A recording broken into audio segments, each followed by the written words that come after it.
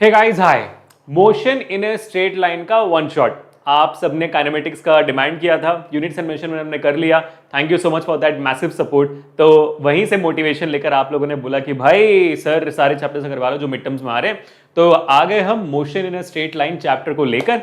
तो यहां पर हम वन शॉट करने वाले हैं, हर एक टॉपिक को करेंगे, हर एक इक्वेशन को निकालेंगे, फॉर्मूला निकालेंगे, डेरिवेशन करेंगे और पूरा का पूरा कॉन्सेप्ट आपने में क्लियर करके आज मैं जा रहा हूं। ठीक है, तो थोड़ा सा सेशन लंबा हो सकता है कि भाई 1.25 घंटे तक जाए, 75 मिनट से 1.5 घंटे तक ये सेशन जा सकता है। बट सबसे बेस्ट बात इस सेशन की ये होगी कि मैं हर एक चीज लिखकर करवाऊंगा आपको, ताकि आप मेरे साथ बैठकर डेरिवेशन कर सको। ठीक है, तो मेरे साथ बैठकर डेरिवेशन करिए, देखिए, अच्छे से करिए, ताकि आपका पूरा पूरा कॉन्सेप्ट क्लियर हो। क्योंकि इस चैप्टर से ना ही सिर्फ न्यूमेरिकल्स बल्कि डेरिवेशंस भी आपको बहुत सारे आएंगे आपके क्लास 11 के एग्जामिनेशन के लिए। जेईई नीट की बात करेंगे तो हाँ, न्यूमेरिकल्स आर मोर इंपॉर्टेंट। तो न्यूमेरिकल्स मैंने अपने individual topic by topic videos में करवा दिया है, प्लेलिस्ट कर लेंगे, आपको डिस्क्रिप्शन में मिल जाएगा, जाकर आप चेकआउट करिए। बेबी हर एक टॉपिक का मैंने डिटेल्ड एक्सप्लेनेशन के साथ पीवाईक्यूज करवाया हुआ है, एनसीईआरटी के सारे सवाल भी उसमें सॉल्व है। ठीक है, और अगर आपको एनसीईआरटी सॉल्यूशन चाहिए हमारे हर एक चैप्टर का, जैसे हमने यूनिट्स एंड मेजरमेंट्स का किया था, वैसे ही इस चैप्टर का भी चाहिए, तो do let me know in the comment section. तो चलिए बच्चों शुरू करते हैं। अच्छा लगे तो लाइक करेगा, शेयर करेगा, सब्सक्राइब करेगा। This is Abhishek, master teacher of physics at Vedantu. कैसे हो सब लोग? चलिए आ जाओ। ठीक है, तो इस पूरे चैप्टर में जो हमारी टॉपिक की शुरुआत होती है वो होती है डिस्टेंस एंड डिस्प्लेसमेंट से। तो डिस्टेंस क्या है, डिस्प्लेसमेंट क्या है, उनका एक एक जल्दी से हम डिफरेंसेस निकाल देते हैं। जो हमने क्लास 9 में सीखा था उसको रिवाइज कर रहे हैं। ठीक है, तो इसलिए इन सारे टॉपिक्स पे हम ज्यादा ध्यान नहीं देंगे, क्योंकि ये सारे टॉपिक्स हमने सीखे हुए हैं, मल्टीपल टाइम्स किए हुए हैं, इसलिए जल्दी से उसको रिकैप करेंगे कॉन्सेप्ट वाइज। हाँ, मैं एक बात जरूर कहना चाहता हूं कि भाई हमारा जो वन शॉट है ना, ये इन डेप्थ समझने के लिए भी इंपॉर्टेंट है, रिवीजन के लिए भी इंपॉर्टेंट है। रिवीजन आप कर रहे हो एग्जामिनेशन से पहले, तो इसको आप 1.5x से 2x पर रख के देख लीजिए, रिवीजन हो जाएगा आपका। और अगर अगेन आप चाहते हो कि सर आप एक 20 मिनट्स 30 मिनट्स वाला भी वन शॉट बनाइए, भाई I am open to it, you let me know in the comment section, है ना, जैसे आपकी डिमांड आएगी वैसे हम कर लेंगे। चलिए आगे बढ़ते हैं। डिस्टेंस क्या होती है? Total path covered by an object, है ना, जितना आप पाथ कवर करते हो चलते वक्त या दौड़ते वक्त, जैसे जब मूव होते वक्त जितना आप पाथ कवर करते हो उसको आप डिस्टेंस कहते हो। वहीं पे आपकी इनिशियल पोजीशन और फाइनल पोजीशन के बीच में जो आपका डिस्टेंस होता है, शॉर्टेस्ट डिस्टेंस होता है, उसको हम डिस्प्लेसमेंट कहते हैं, है ना। आप पॉइंट ए से शुरुआत कर रहे हो और पॉइंट बी तक जा रहे हो, है ना, ये जितना आप पाथ कवर करोगे डिस्टेंस होगा, और पॉइंट ए और पॉइंट बी के बीच में जो शॉर्टेस्ट डिस्टेंस होगा वो आपका डिस्प्लेसमेंट बन जाएगा। दोनों की जो एसआई यूनिट होगी वो मीटर ही होगी, दोनों की एसआई यूनिट मीटर रहेगी, उसमें कोई डिफरेंस नहीं होगा। आपके डिस्टेंस का कोई स्पेसिफिक फॉर्मूला है नहीं, बस डिनोट होता है डी से। डिस्प्लेसमेंट का एक सॉर्ट ऑफ स्मॉल फॉर्मूला होता है, जैसे ये आपका इनिशियल पोजीशन है, ये आपका फाइनल पोजीशन है ना। तो अगर मैं फाइनल पोजीशन को इनिशियल पोजीशन से सब्ट्रैक्ट कर लूं तो मुझे डिस्प्लेसमेंट मिल जाएगा। डिस्प्लेसमेंट को एस से डिनोट करते हैं, छोटू एस से, और आपके डिस्टेंस को डी से डिनोट करते हैं। ठीक है, आपका जो डिस्टेंस है वो पाथ डिपेंडेंट क्वांटिटी है, और डिस्प्लेसमेंट जो है वो पाथ इंडिपेंडेंट क्वांटिटी है। इसका क्या मतलब होता है? भाई मान लो ए से बी जाने के मेरे को यहाँ पर 10 किलोमीटर है डिस्टेंस मेरा, अगर मैं यही रास्ता ऐसे घूमते हुए जाऊंगा तो मुझे डिस्टेंस डिफरेंट पड़ेगा, डिस्टेंस मेरा ज्यादा पड़ेगा। क्यों पड़ेगा? क्योंकि डिस्टेंस क्या होता है, पाथ में जितना कवर करता हूं वो मेरे लिए डिस्टेंस होती है। चलिए मान लेते कि भाई ऐसे जाने के लिए मेरा डिस्टेंस है 20 किलोमीटर। ठीक है, तो आप देखोगे पाथ बदली तो मेरा डिस्टेंस बदल गया। वैसे अगर मैं ऐसे घूमते हुए जाऊंगा तो मान लो ये तो मेरा ज्यादा लंबा हो गया, तो देखिए पाथ जो मैं इस रास्ते में कवर करूंगा वो डिफरेंट होगा। मान लीजिए 30 किलोमीटर, तो डिफरेंट पाथ को लेकर आपका डिस्टेंस बदलता जाता है। इसलिए आपका जो पाथ है वो जो डिस्टेंस है वो पाथ डिपेंडेंट क्वांटिटी है। लेकिन इन तीनों केसेस में अगर मैं आपसे पूछूं कि शॉर्टेस्ट डिस्टेंस ए और बी के बीच में क्या है, तो आप क्या कहोगे? सर शॉर्टेस्ट डिस्टेंस तो यही रहा, ये है ना, that is what displacement is. आप ऐसे जाओ, सीधे जाओ, घूम कर जाओ, कैसे भी जाओ, शॉर्टेस्ट डिस्टेंस ही रहता है, वो नहीं बदलता। इसी वजह से आपका जो डिस्प्लेसमेंट है वो पाथ इंडिपेंडेंट क्वांटिटी है। ठीक है, बात समझ में आ गई। अब वही बात हमें समझनी है कि आपका जो डिस्टेंस होता है वो एक स्केलर क्वांटिटी होता है और डिस्प्लेसमेंट वेक्टर क्वांटिटी होता है। यानी कि डिस्टेंस में सिर्फ और सिर्फ क्या कहते हैं, मैग्नीट्यूड है, कोई डायरेक्शन नहीं है। लेकिन डिस्प्लेसमेंट डायरेक्शन की वजह से बदल जाता है। जैसे आपका फोर्स बदलता था वैसे ही, जैसे अगर मैं राइट डायरेक्शन को पॉजिटिव लेता हूं तो लेफ्ट डायरेक्शन में मेरे को नेगेटिव लेना पड़ेगा। ये डिस्प्लेसमेंट की क्राइटेरिया हो जाए, क्योंकि वो वेक्टर क्वांटिटी है। डिस्टेंस में ऐसा नहीं है, डिस्टेंस में जिस भी डायरेक्शन में जाओगे वो सब बढ़ती जाएगी, पॉजिटिव होगी। तो इसी वजह से आपका जो डिस्टेंस है वो जीरो भी हो सकता है, पॉजिटिव भी हो सकता है, और इसी वजह से आपका जो डिस्टेंस है वो डायरेक्शन इंडिपेंडेंट होता है। जिस भी डायरेक्शन में जाओगे वो बस सब बढ़ती जाएगी भाई, कम नहीं हो सकती। लेकिन डिस्प्लेसमेंट ऐसा नहीं है। डिस्प्लेसमेंट क्योंकि वेक्टर क्वांटिटी है, ये नेगेटिव भी हो सकती है, जीरो भी हो सकती है, पॉजिटिव भी हो सकती है ना। और इसी वजह से वो डायरेक्शन डिपेंडेंट भी है। सामने जा रहे हो तो पॉजिटिव, पीछे घूम के आ रहे हो तो भाई नेगेटिव, है ना। जहां पे गए और वहीं पे वापस आ गए तो फिर डिस्प्लेसमेंट जीरो हो गया। All these cases you have learned it very a lot of time, so I hope you guys got the idea. और ये सारी चीजें हमने क्लास 9th में पढ़ी हुई है, ठीक है ना। मतलब भाई ए से बी तक गए तो ये मेरी इनिशियल पोजीशन है, घूम कर मैं वापस आ गया तो इनिशियल पोजीशन में वापस आ गया। So what is my displacement? Displacement is initial position minus final position, और दोनों तो भाई सेम पॉइंट है तो जीरो हो गई मेरी डिस्प्लेसमेंट, है ना। चलो ठीक है, तो ये हो गया हमारे डिस्टेंस और डिस्प्लेसमेंट के डिफरेंसेस। इसके बाद जो कॉन्सेप्ट आता है वो आता है आपका average speed and average velocity का। स्पीड एंड वेलोसिटी अगेन हमने देखा हुआ है multiple times in your 9th grade. एक बार उसको रिवाइज कर लेते हैं जल्दी से कि स्पीड क्या था नॉर्मल इन जनरल, उसके बाद फिर आगे बढ़ेंगे। स्पीड हमने देखा हुआ है कि होता है डिस्टेंस अपॉन टाइम, है ना। उसकी यूनिट क्या होती है? उसकी यूनिट होती है मीटर्स पर सेकेंड, क्योंकि डिस्टेंस आपका स्केलर क्वांटिटी है, स्पीड भी, और टाइम भी आपका स्केलर क्वांटिटी, तो स्पीड भी आपका स्केलर क्वांटिटी बन जाता है। तो speed is also a scalar quantity, है ना। उसके बाद जो पॉइंट्स आपने डिस्टेंस के लिए लिखा है वही सारी चीजें हो जाएंगी। स्केलर क्वांटिटी है, पाथ डिपेंडेंट है, डायरेक्शन इंडिपेंडेंट है, जीरो हो सकती है, पॉजिटिव हो सकती है, वही सारी चीजें। वहीं पर अगर मैं वेलोसिटी की बात करूंगा, वेलोसिटी इन जनरल होती है डिस्प्लेसमेंट अपॉन टाइम, यूनिट इसका अभी भी मीटर्स पर सेकेंड ही होगा, कोई डिफरेंस नहीं होगा। अब आपने डिस्प्लेसमेंट में जो पॉइंटर्स लिखे थे यहां पर, वही वहां पर कंटिन्यू होते जाएगा। डिस्प्लेसमेंट आपका नेगेटिव है, डिस्प्लेसमेंट आपका वेक्टर क्वांटिटी है तो वेलोसिटी भी वेक्टर क्वांटिटी बन जाता है, वेलोसिटी भी आपका एक वेक्टर क्वांटिटी बन जाता है। तो इसी वजह से आपका वेक्टर क्वांटिटी है, इसी वजह से ये डायरेक्शन डिपेंडेंट है, नेगेटिव हो सकता है, जीरो हो सकता है, पॉजिटिव हो सकता है, और ये पाथ इंडिपेंडेंट है। वो सारे प्रॉपर्टीज जो आपने डिस्प्लेसमेंट के लिए लिखे थे यहां पर, वो यहां पर वेलोसिटी के लिए लागू हो जाएंगे, ठीक है, बराबर। ये 9th में पढ़ा हुआ है। अब हमें 11th में क्या एडिशनल पढ़ना होता है? 11th में भी, मतलब 9th में भी इनफैक्ट आपने एवरेज स्पीड वेलोसिटी पढ़ा हुआ है। एक एडिशनल फॉर्मूला है जो आपको याद करना है, वो मैं बताता हूं अभी, ठीक है। तो एवरेज स्पीड और वेलोसिटी क्या होती है? What is average speed? Average speed कुछ नहीं बेटा, फॉर्मूला देख रहे हो स्पीड का, distance upon time. Average speed हो जाएगी total distance upon total time, that's the only difference. तो सर, तो फिर मुद्दा आता है कि सर हम एवरेज स्पीड और एवरेज वेलोसिटी इस्तेमाल कहां करते हैं? Why do we use average speed average velocity जब हमारे पास डिस्टेंस भी है, वेलोसिटी भी है, और देखो फॉर्मूला भी तो ऑलमोस्ट सेम ही है। हम इस्तेमाल कहां करते हैं ये पता होना बहुत जरूरी है। 9th में अगर आपने मेरे से पढ़ा है तो आपको पता है, अगर आपने मुझसे नहीं पढ़ा हुआ है 9th में, 11th पहली बार पढ़ रहे हो तो आपको नहीं पता होगा। तो लेट मी टेल यू कि भाई कहां इस्तेमाल होता है। फॉर एग्जाम्पल अगर मैं आपसे पूछूं कि भाई बताओ मेरे को, मैं ना पॉइंट ए से पॉइंट बी तक जा रहा हूं, कितना है मेरा स्पीड आप देखो 20 मीटर पर सेकेंड। तो थ्रू आउट दी रास्ता, थ्रू आउट दी वे मेरी स्पीड कितनी रहेगी? 20 मीटर पर सेकेंड। मैं किसी भी पॉइंट पे आपसे पूछूं भाई यहां पर बताओ मेरी स्पीड कितनी है? 20। यहां पर बताओ मेरी स्पीड कितनी है? 20। मान लो ए से बी गया और बी से मैं सी गया, और सी पे भी मेरी स्पीड 20 मीटर पर सेकेंड है। तो अगर मैं आपसे पूछूं ओवरऑल रास्ते में मेरी स्पीड कितनी थी, तो आप कहोगे 20 मीटर पर सेकेंड। तो इस मोशन को हम क्या कहते हैं? जिस मोशन में आपका स्पीड नहीं बदलता है, स्पीड कांस्टेंट है, स्पीड यहां पर कांस्टेंट है, उस मोशन को हम क्या कहते हैं? जिस मोशन में हमारा स्पीड नहीं बदलता है, कांस्टेंट रहता है, उस मोशन को हम कहते हैं यूनिफॉर्म मोशन। क्या कहते हैं बेटा? हम यूनिफॉर्म मोशन कहते हैं। जिस मोशन में स्पीड कांस्टेंट होती है उसको हम यूनिफॉर्म मोशन कहते हैं, जहां पर equal distance are covered in equal intervals of time, है ना। 9th का याद है? Equal distance covered in equal intervals of time, इसको हम यूनिफॉर्म मोशन कहते हैं। स्पीड वहां पे कांस्टेंट होगा भाई, हर सेकंड डिस्टेंस सेम कवर करोगे तो स्पीड भी सेम रहेगी ना, बात हो गई। तो यूनिफॉर्म मोशन हो गया, ठीक है, यूनिफॉर्म मोशन हो गया। अब मान लो मैं अगर आपको एक और एग्जांपल दूं, ठीक है, सेम सिमिलर एग्जांपल में देता हूं आपको। मैं पॉइंट ए से शुरुआत कर रहा हूं, पॉइंट बी तक जा रहा हूं, मेरी वेलोसिटी 20 मीटर पर सेकंड है, लेकिन पॉइंट बी से जब मैं सी जाता हूं मेरी वेलोसिटी 10 मीटर पर सेकंड हो जाती है। तो अब मेरी स्पीड कितनी है थ्रू आउट द मोशन? अगर मैं आपसे पूछूं थ्रू आउट द मोशन मेरी स्पीड कितनी है, तो आप 20 बोलोगे या 10 बोलोगे? आप बोलोगे सर पहले 20 में चल रहा था फिर मैं 10, तो आप एवरेज पकड़ लो 15, एवरेज बताओगे ना, है कि नहीं? समझ रहे हो बात को? तो यहां पर आपने ऑटोमेटिकली मेरे को एवरेज बताया, वही है ये एवरेज स्पीड, वही है ये एवरेज वेलोसिटी। तो हम कब इस्तेमाल करते हैं आपके एवरेज स्पीड एवरेज वेलोसिटी का? जब मेरे पास यूनिफॉर्म मोशन नहीं होता है, मेरे पास नॉन यूनिफॉर्म मोशन होता है।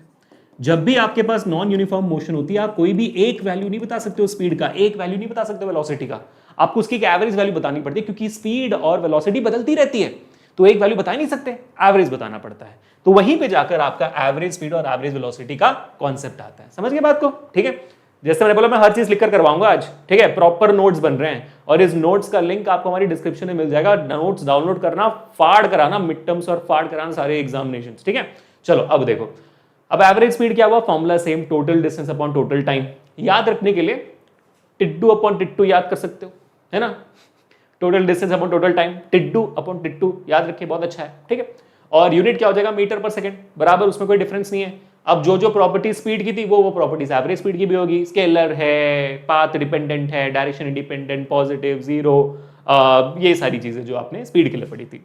अब एवरेज वेलोसिटी क्या होगा, same formula, total displacement upon total time, ठीक है। तो यहां पर इसको हम क्या बोलेंगे, टिड्डू अपॉन टिट्टू तो नहीं बोल सकते, टिस्सू अपॉन टिट्टू बोल देंगे, टिस्सू अपॉन टिट्टू, क्यों, टीएस होगा ना, टोटल डिस्प्लेसमेंट ऐसे डिनोट होता है, तो टिस्सू अपॉन टिट्टू बोल देंगे। यूनिट अभी मीटर पर सेकंड रहेगा। एवरेज वेलोसिटी के एग्जैक्ट सेम वैल्यूज, मतलब जो प्रॉपर्टीज हैं वो सारे के सारे आपके वेलोसिटी से मैच करेंगे, जो जो था, vector quantity, direction independent, direction dependent, हाँ, ठीक है, बढ़िया। अब एक और चीज जो आपको याद रखनी होती है इस केस में, वो मैं आपको बता देता हूं, ठीक है। ये आपका हो जाता है पहला फॉर्मूला, ये हो जाता है दूसरा फॉर्मूला, तीसरा चौथा भी मैं आपको बता देता हूं, जो नोट डाउन कर लीजिए। तीसरा क्या है भाई, अगर मान लीजिए, एग्जाम्पल देता हूं, अगर मान लीजिए आप जो है वो पॉइंट ए से बी तक जा रहे हो और डिस्टेंस मान लीजिए डी है, 10 मीटर है, जो भी, बी से सी जा रहे हैं और डिस्टेंस यहां पर भी 10 मीटर ही है। तो आप देख रहे हो दोनों केसेस में, और मान लीजिए ए से बी जाते हो वेलोसिटी आपकी v1 है और बी से सी जाते हो वेलोसिटी v2 है। आपसे बोल रहा है कि भाई एवरेज वेलोसिटी बताइए। तो इस फॉर्मूला के हिसाब से आपको क्या करना पड़ेगा भाई, डिस्टेंस डिस्टेंस, पहले टोटल डिस्प्लेसमेंट टोटल टाइम से रोटिए, टोटल डिस्प्लेसमेंट आपने निकाल दिया 2d है टोटल डिस्प्लेसमेंट, ये d और ये d, तो 2d हो गया टोटल डिस्प्लेसमेंट। टोटल टाइम आपको निकालना पड़ेगा। आप बोलोगे भाई ए से बी t1 है, बी से सी t2 है, फिर आप velocity is equal to displacement time से टाइम निकालोगे, उसके बाद यहां डालोगे, फिर एवरेज वेलोसिटी निकालोगे, है ना। ये तरीका होगा, ये होगा लॉन्ग कट मेथड। लेकिन आपको 11th ग्रेड में इसकी जरूरत नहीं है। अगर आपको दिखता है कि भाई मोशन के दौरान दो पोजीशंस के बीच में जो है डिस्टेंस सेम है, अगर डिस्टेंस सेम है तो आपके पास डायरेक्ट फॉर्मूला होता है एवरेज वेलोसिटी का, जो है v is equal to v1, sorry v is equal to, पता होगा आप सबको, अप्लाई तो करना शुरू कर दिया होगा, 2v1 v2 upon v1 plus v2, ठीक है। तो ये हो जाती है आपकी शॉर्टकट फॉर्मूला, और ये तभी अप्लाई करोगे जब आपका डिस्टेंस सेम है, तभी, वरना नहीं अप्लाई कर सकते हो। सो ओनली इफ, ठीक है, प्लीज रिमेंबर दैट। अब वैसे ही आपके सामने एक चौथा फॉर्मूला भी मैं डाल देता हूं यहां पर, बहुत बहुत इंपॉर्टेंट। चौथा फॉर्मूला क्या है आपके लिए, मान लो कि भाई आप ए से बी जा रहे हो, ठीक है, जाते हो डिस्टेंस d1 है, वेलोसिटी v1 है, और b से c जा रहे हो, डिस्टेंस d2 है, वेलोसिटी v2 है। तो यहां पर डिस्टेंस सेम नहीं है, वेलोसिटी भी सेम नहीं है, अलग अलग है, लेकिन टाइम सेम है। ए से बी जाने के लिए टाइम सेम है, बी से सी जाने के लिए टाइम सेम, दोनों में आपको 2-2 घंटे लग रहे हैं। अगर टाइम सेम होता है, अगेन इसमें अगर आपको नॉर्मल फॉर्मूला से निकालना है, फिर आप डिस्प्लेसमेंट निकालोगे, फिर आप टाइम निकालोगे, फिर एवरेज वेलोसिटी निकालोगे। यहां पर ऐसा नहीं करना पड़ेगा आपको। अगर आपका यहां पर टाइम सेम है तो आप सीधा फॉर्मूला लगा सकते हो एवरेज वेलोसिटी का, v1 प्लस v2 बाई 2, यानी कि दोनों वेलोसिटीज को ऐड करके डिवाइड बाई 2 कर दीजिए, आपकी वैल्यू खत्म, ठीक है। तो ये टोटल 4 फॉर्मूलाज है बेटा, और इनफैक्ट मैंने सारे फॉर्मूलाज इस पेज पे लिख दिए जो आपके स्पीड और वेलोसिटी का आता है। स्पीड हो गया, वेलोसिटी हो गया, एवरेज स्पीड, एवरेज वेलोसिटी, सबके शॉर्टकट वगैरह सब लिख दिए मैंने, ठीक है। आप लोग शायद ये नहीं पता होगा कि भाई कब इस्तेमाल होता है, मैंने बता भी दिया। आपको ये नहीं पता होगा कि एवरेज स्पीड, एवरेज वेलोसिटी कब इस्तेमाल होता है, वो भी मैंने आपको यहां पर बता दिया। Uniform motion, non uniform motion, perfect है। चलिए आगे बढ़ते हैं। नेक्स्ट कॉन्सेप्ट आता है कि इंस्टेंटेनियस वेलोसिटी क्या होती है ना। हमने वेलोसिटी, मतलब देखो, जब मैं स्पीड बोलता हूं, वेलोसिटी बोलता हूं, तो समझ लिया कि इंस्टेंटेनियस वेलोसिटी बोल रहा हूं, तो मतलब इंस्टेंटेनियस स्पीड के लिए समझा रहा हूं मैं आपको। सेम चीज है सबने, इसलिए, ठीक है। अब हमने सीखा स्पीड और वेलोसिटी क्या है, हमने सीखा एवरेज स्पीड, एवरेज वेलोसिटी क्या है, डिफरेंस दोनों बताया मैंने आपको कि वो यूनिफॉर्म मोशन के लिए होता है, ये नॉन यूनिफॉर्म मोशन के लिए होता है।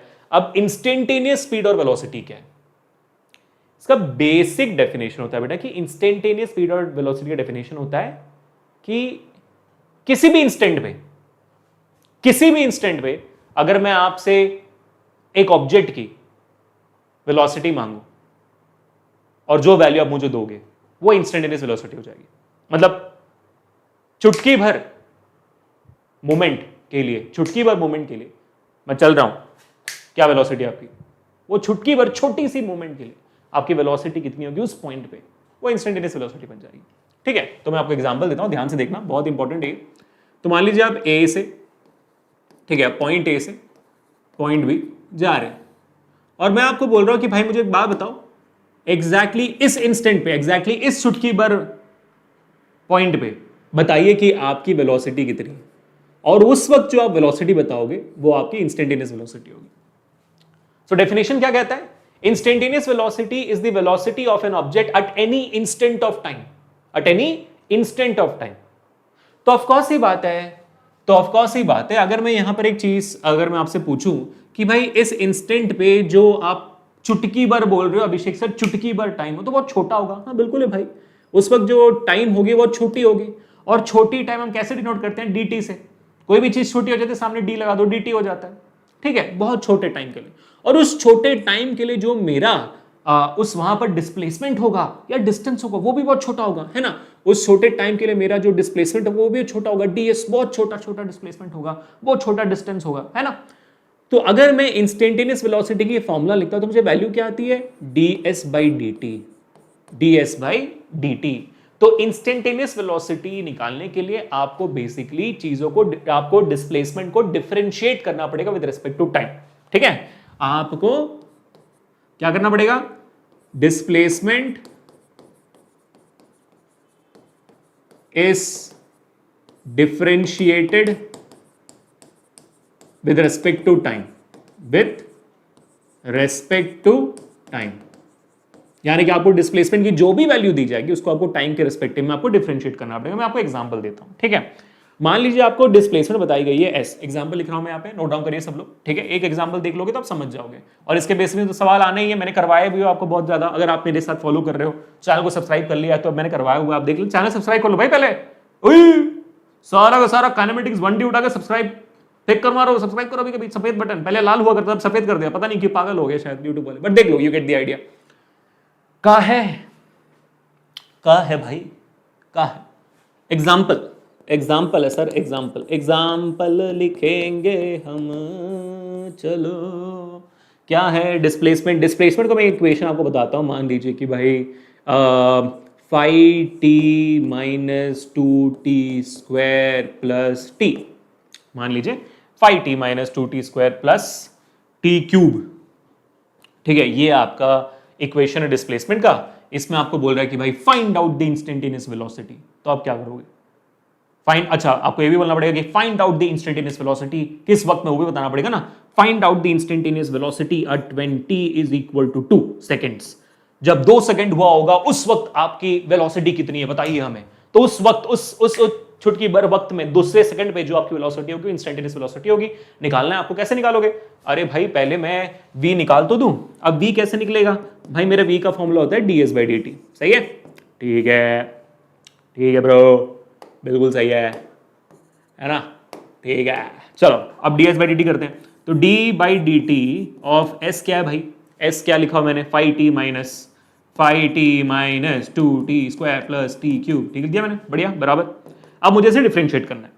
अब अगर आपको डिफरेंशिएशन नहीं पता है तो यूट्यूब पर सिर्फ सर्च करिए differentiation by Abhishek sir Vedantu. आपको एक बहुत ही बेहतरीन वीडियो मिल जाएगा जहां पर मैंने पूरा डिफरेंशिएशन जो आपको क्लास 11th और 12th में जरूरत है फिजिक्स की, पूरा पढ़ा दिया मैंने। आपको कोई और वीडियो की जरूरत नहीं है, ना 12th में ना 11th में। इनफैक्ट इंजीनियरिंग में आपको उसकी जरूरत नहीं पड़ेगी। इनफ जो मैंने करवा दिया आपको, उस 1 घंटे 1.5 घंटे मैंने शायद लिए, पूरा करवा दिया मैंने, देख लेना एक बार। वैसे इंटीग्रेशन भी है, तो integration by Abhishek sir Vedantu search कर दोगे तो आपको मिल जाएगा, ठीक है। Figure please check it up right now. जिनको नहीं पता डिफरेंशिएशन कैसे करते हैं, बेसिक डिफरेंशिएशन नहीं आता, वैसे बता देता हूं कि भाई differentiation of x to the power n, अगर x to the power n है और उसको आप डिफरेंशिएट कर रहे हो तो उसकी वैल्यू हो जाती है nx to the power n minus 1, समझ रहे हो?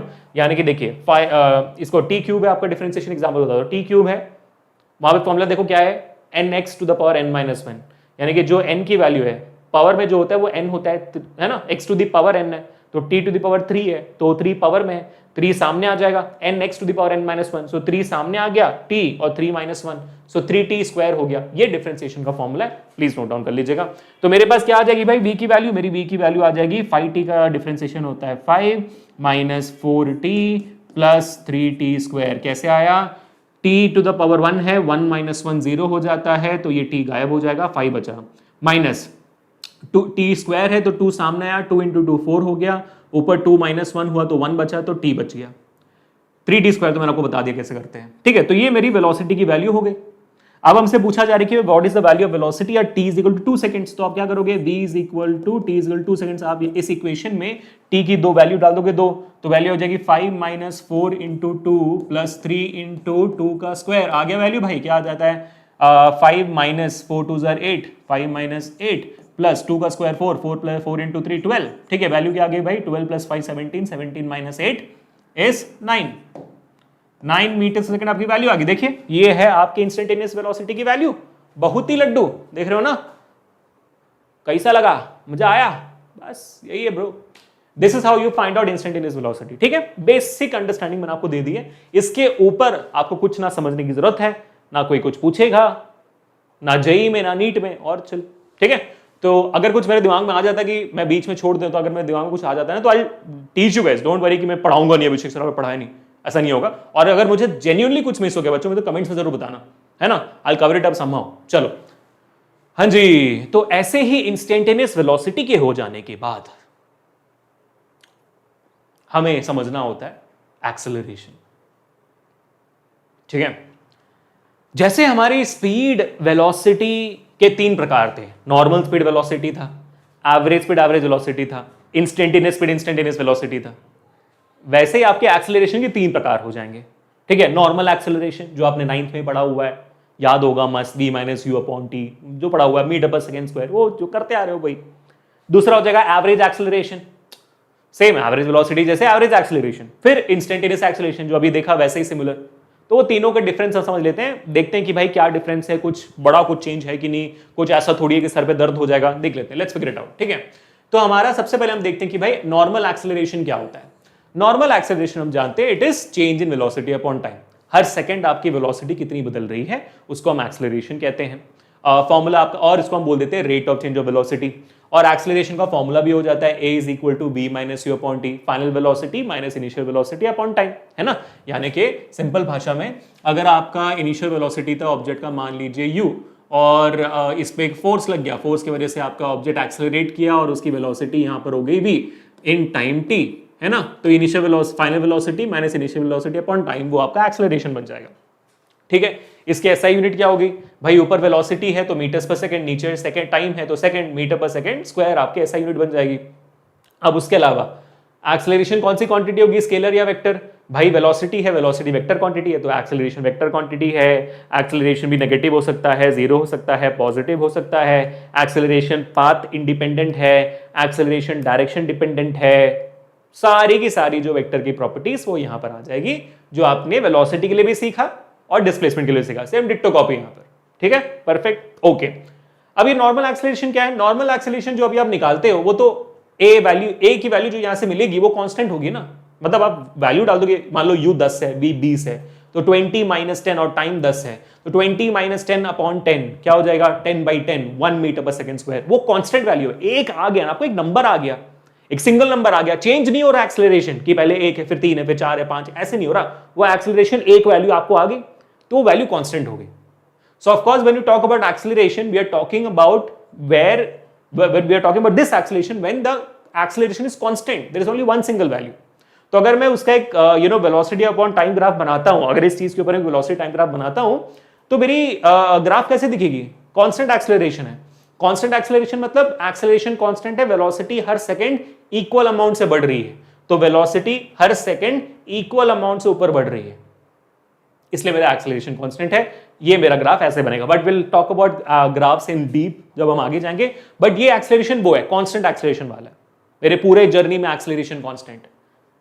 अगर मान लो मेरे पूरे जर्नी में एक्सेलरेशन कांस्टेंट नहीं है, जैसे जैसे अभी हमने सीखा था यहां पर, है ना, पूरे जर्नी में स्पीड कांस्टेंट नहीं था, तब जाकर मैंने एवरेज स्पीड निकाला। वैसे अगर पूरे जर्नी में मेरा एक्सेलरेशन, अगर मेरा वेलोसिटी कांस्टेंट मतलब एक्सेलरेशन कांस्टेंट नहीं है, तो मैं क्या निकालूंगा, मैं एवरेज एक्सेलरेशन निकालूंगा when your acceleration is variable.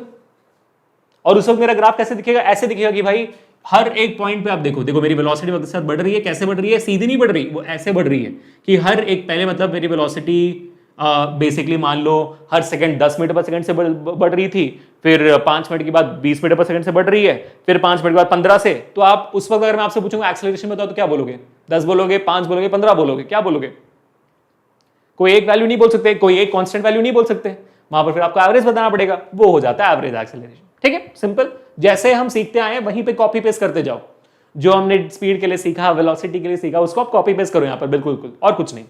Instantaneous acceleration, वही किसी भी एक पॉइंट पे अगर मैं आपको पूछ लूं कि भाई आपका एक्सेलरेशन क्या है, इंस्टेंटेनियस एक्सेलरेशन, किसी भी एक इंस्टेंट पे पूछ लूं, वो इंस्टेंटेनियस एक्सेलरेशन है ना, क्या हो जाएगा? वो इंस्टेंटेनियस एक्सेलरेशन। अब दिमाग लगाने वाली बात है कि उस पॉइंट पे वो चुटकी भर जो वक्त होगा वहां पर टाइम बहुत छोटा होगा, और उस पॉइंट पे मेरी वेलोसिटी भी बहुत छोटी होगी, है ना, उस पॉइंट पे जो वैल्यू है वेलोसिटी वो भी बहुत छोटी सी वैल्यू आएगी। तो एक्सेलरेशन का फॉर्मूला क्या बन जाएगा? dv/dt। तो इंस्टेंटेनियस एक्सेलरेशन का फॉर्मूला dv/dt, यानी कि आपको v को डिफरेंशिएट करना पड़ेगा। वेलोसिटी जैसे आपने यहां पर displacement is differentiated with respect to time, for velocity acceleration में वेलोसिटी इज डिफरेंशिएटेड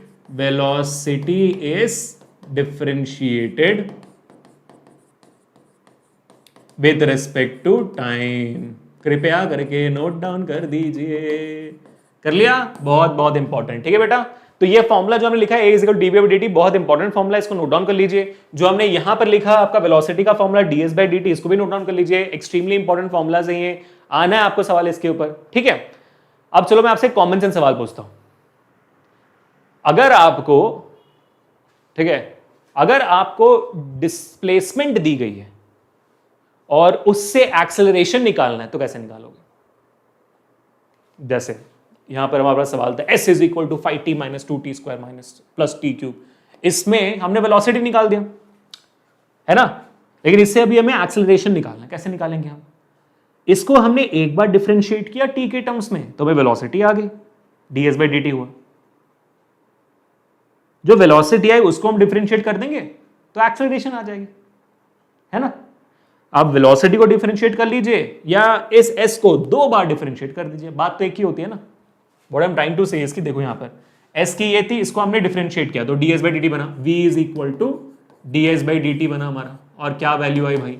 हमारी वैल्यू क्या आई? 5t, नहीं वैल्यू क्या है भाई, कहां? 5 - 4t + 3t², है ना। 5 - 4t + 3t², सही है, परफेक्ट है, गड़बड़ तो नहीं। अब अगर मैं v को डिफरेंशिएट करूंगा तो क्या होगा? मुझे एक्सेलरेशन मिलेगा ना, तो a will be equal to dv/dt। v क्या है? ds/dt, करेक्ट है। तो मैं d/dt के अंदर ds/dt लिख सकता हूं। What is v? ds/dt ना, करेक्ट है। Then it will become equal to what? d into d² s upon dt²।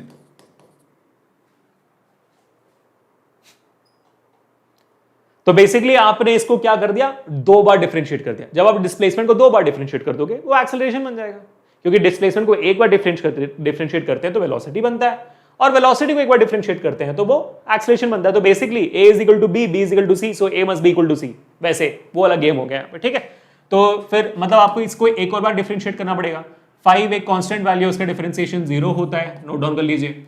4t में t⁻1 है तो 1 सामने आ गया, 4 × 4 4 रहेगा, और t⁻1 - 1 तो 0 हो गया, तो t वाला पार्ट हट जाएगा, प्लस 3t², 2 सामने आएगा तो 3 × 2 6, और t⁻2 - 1 t⁻1 बच जाता है, 60 बच जाता है, यानी कि आपका वैल्यू आ जाता है 60 - 4।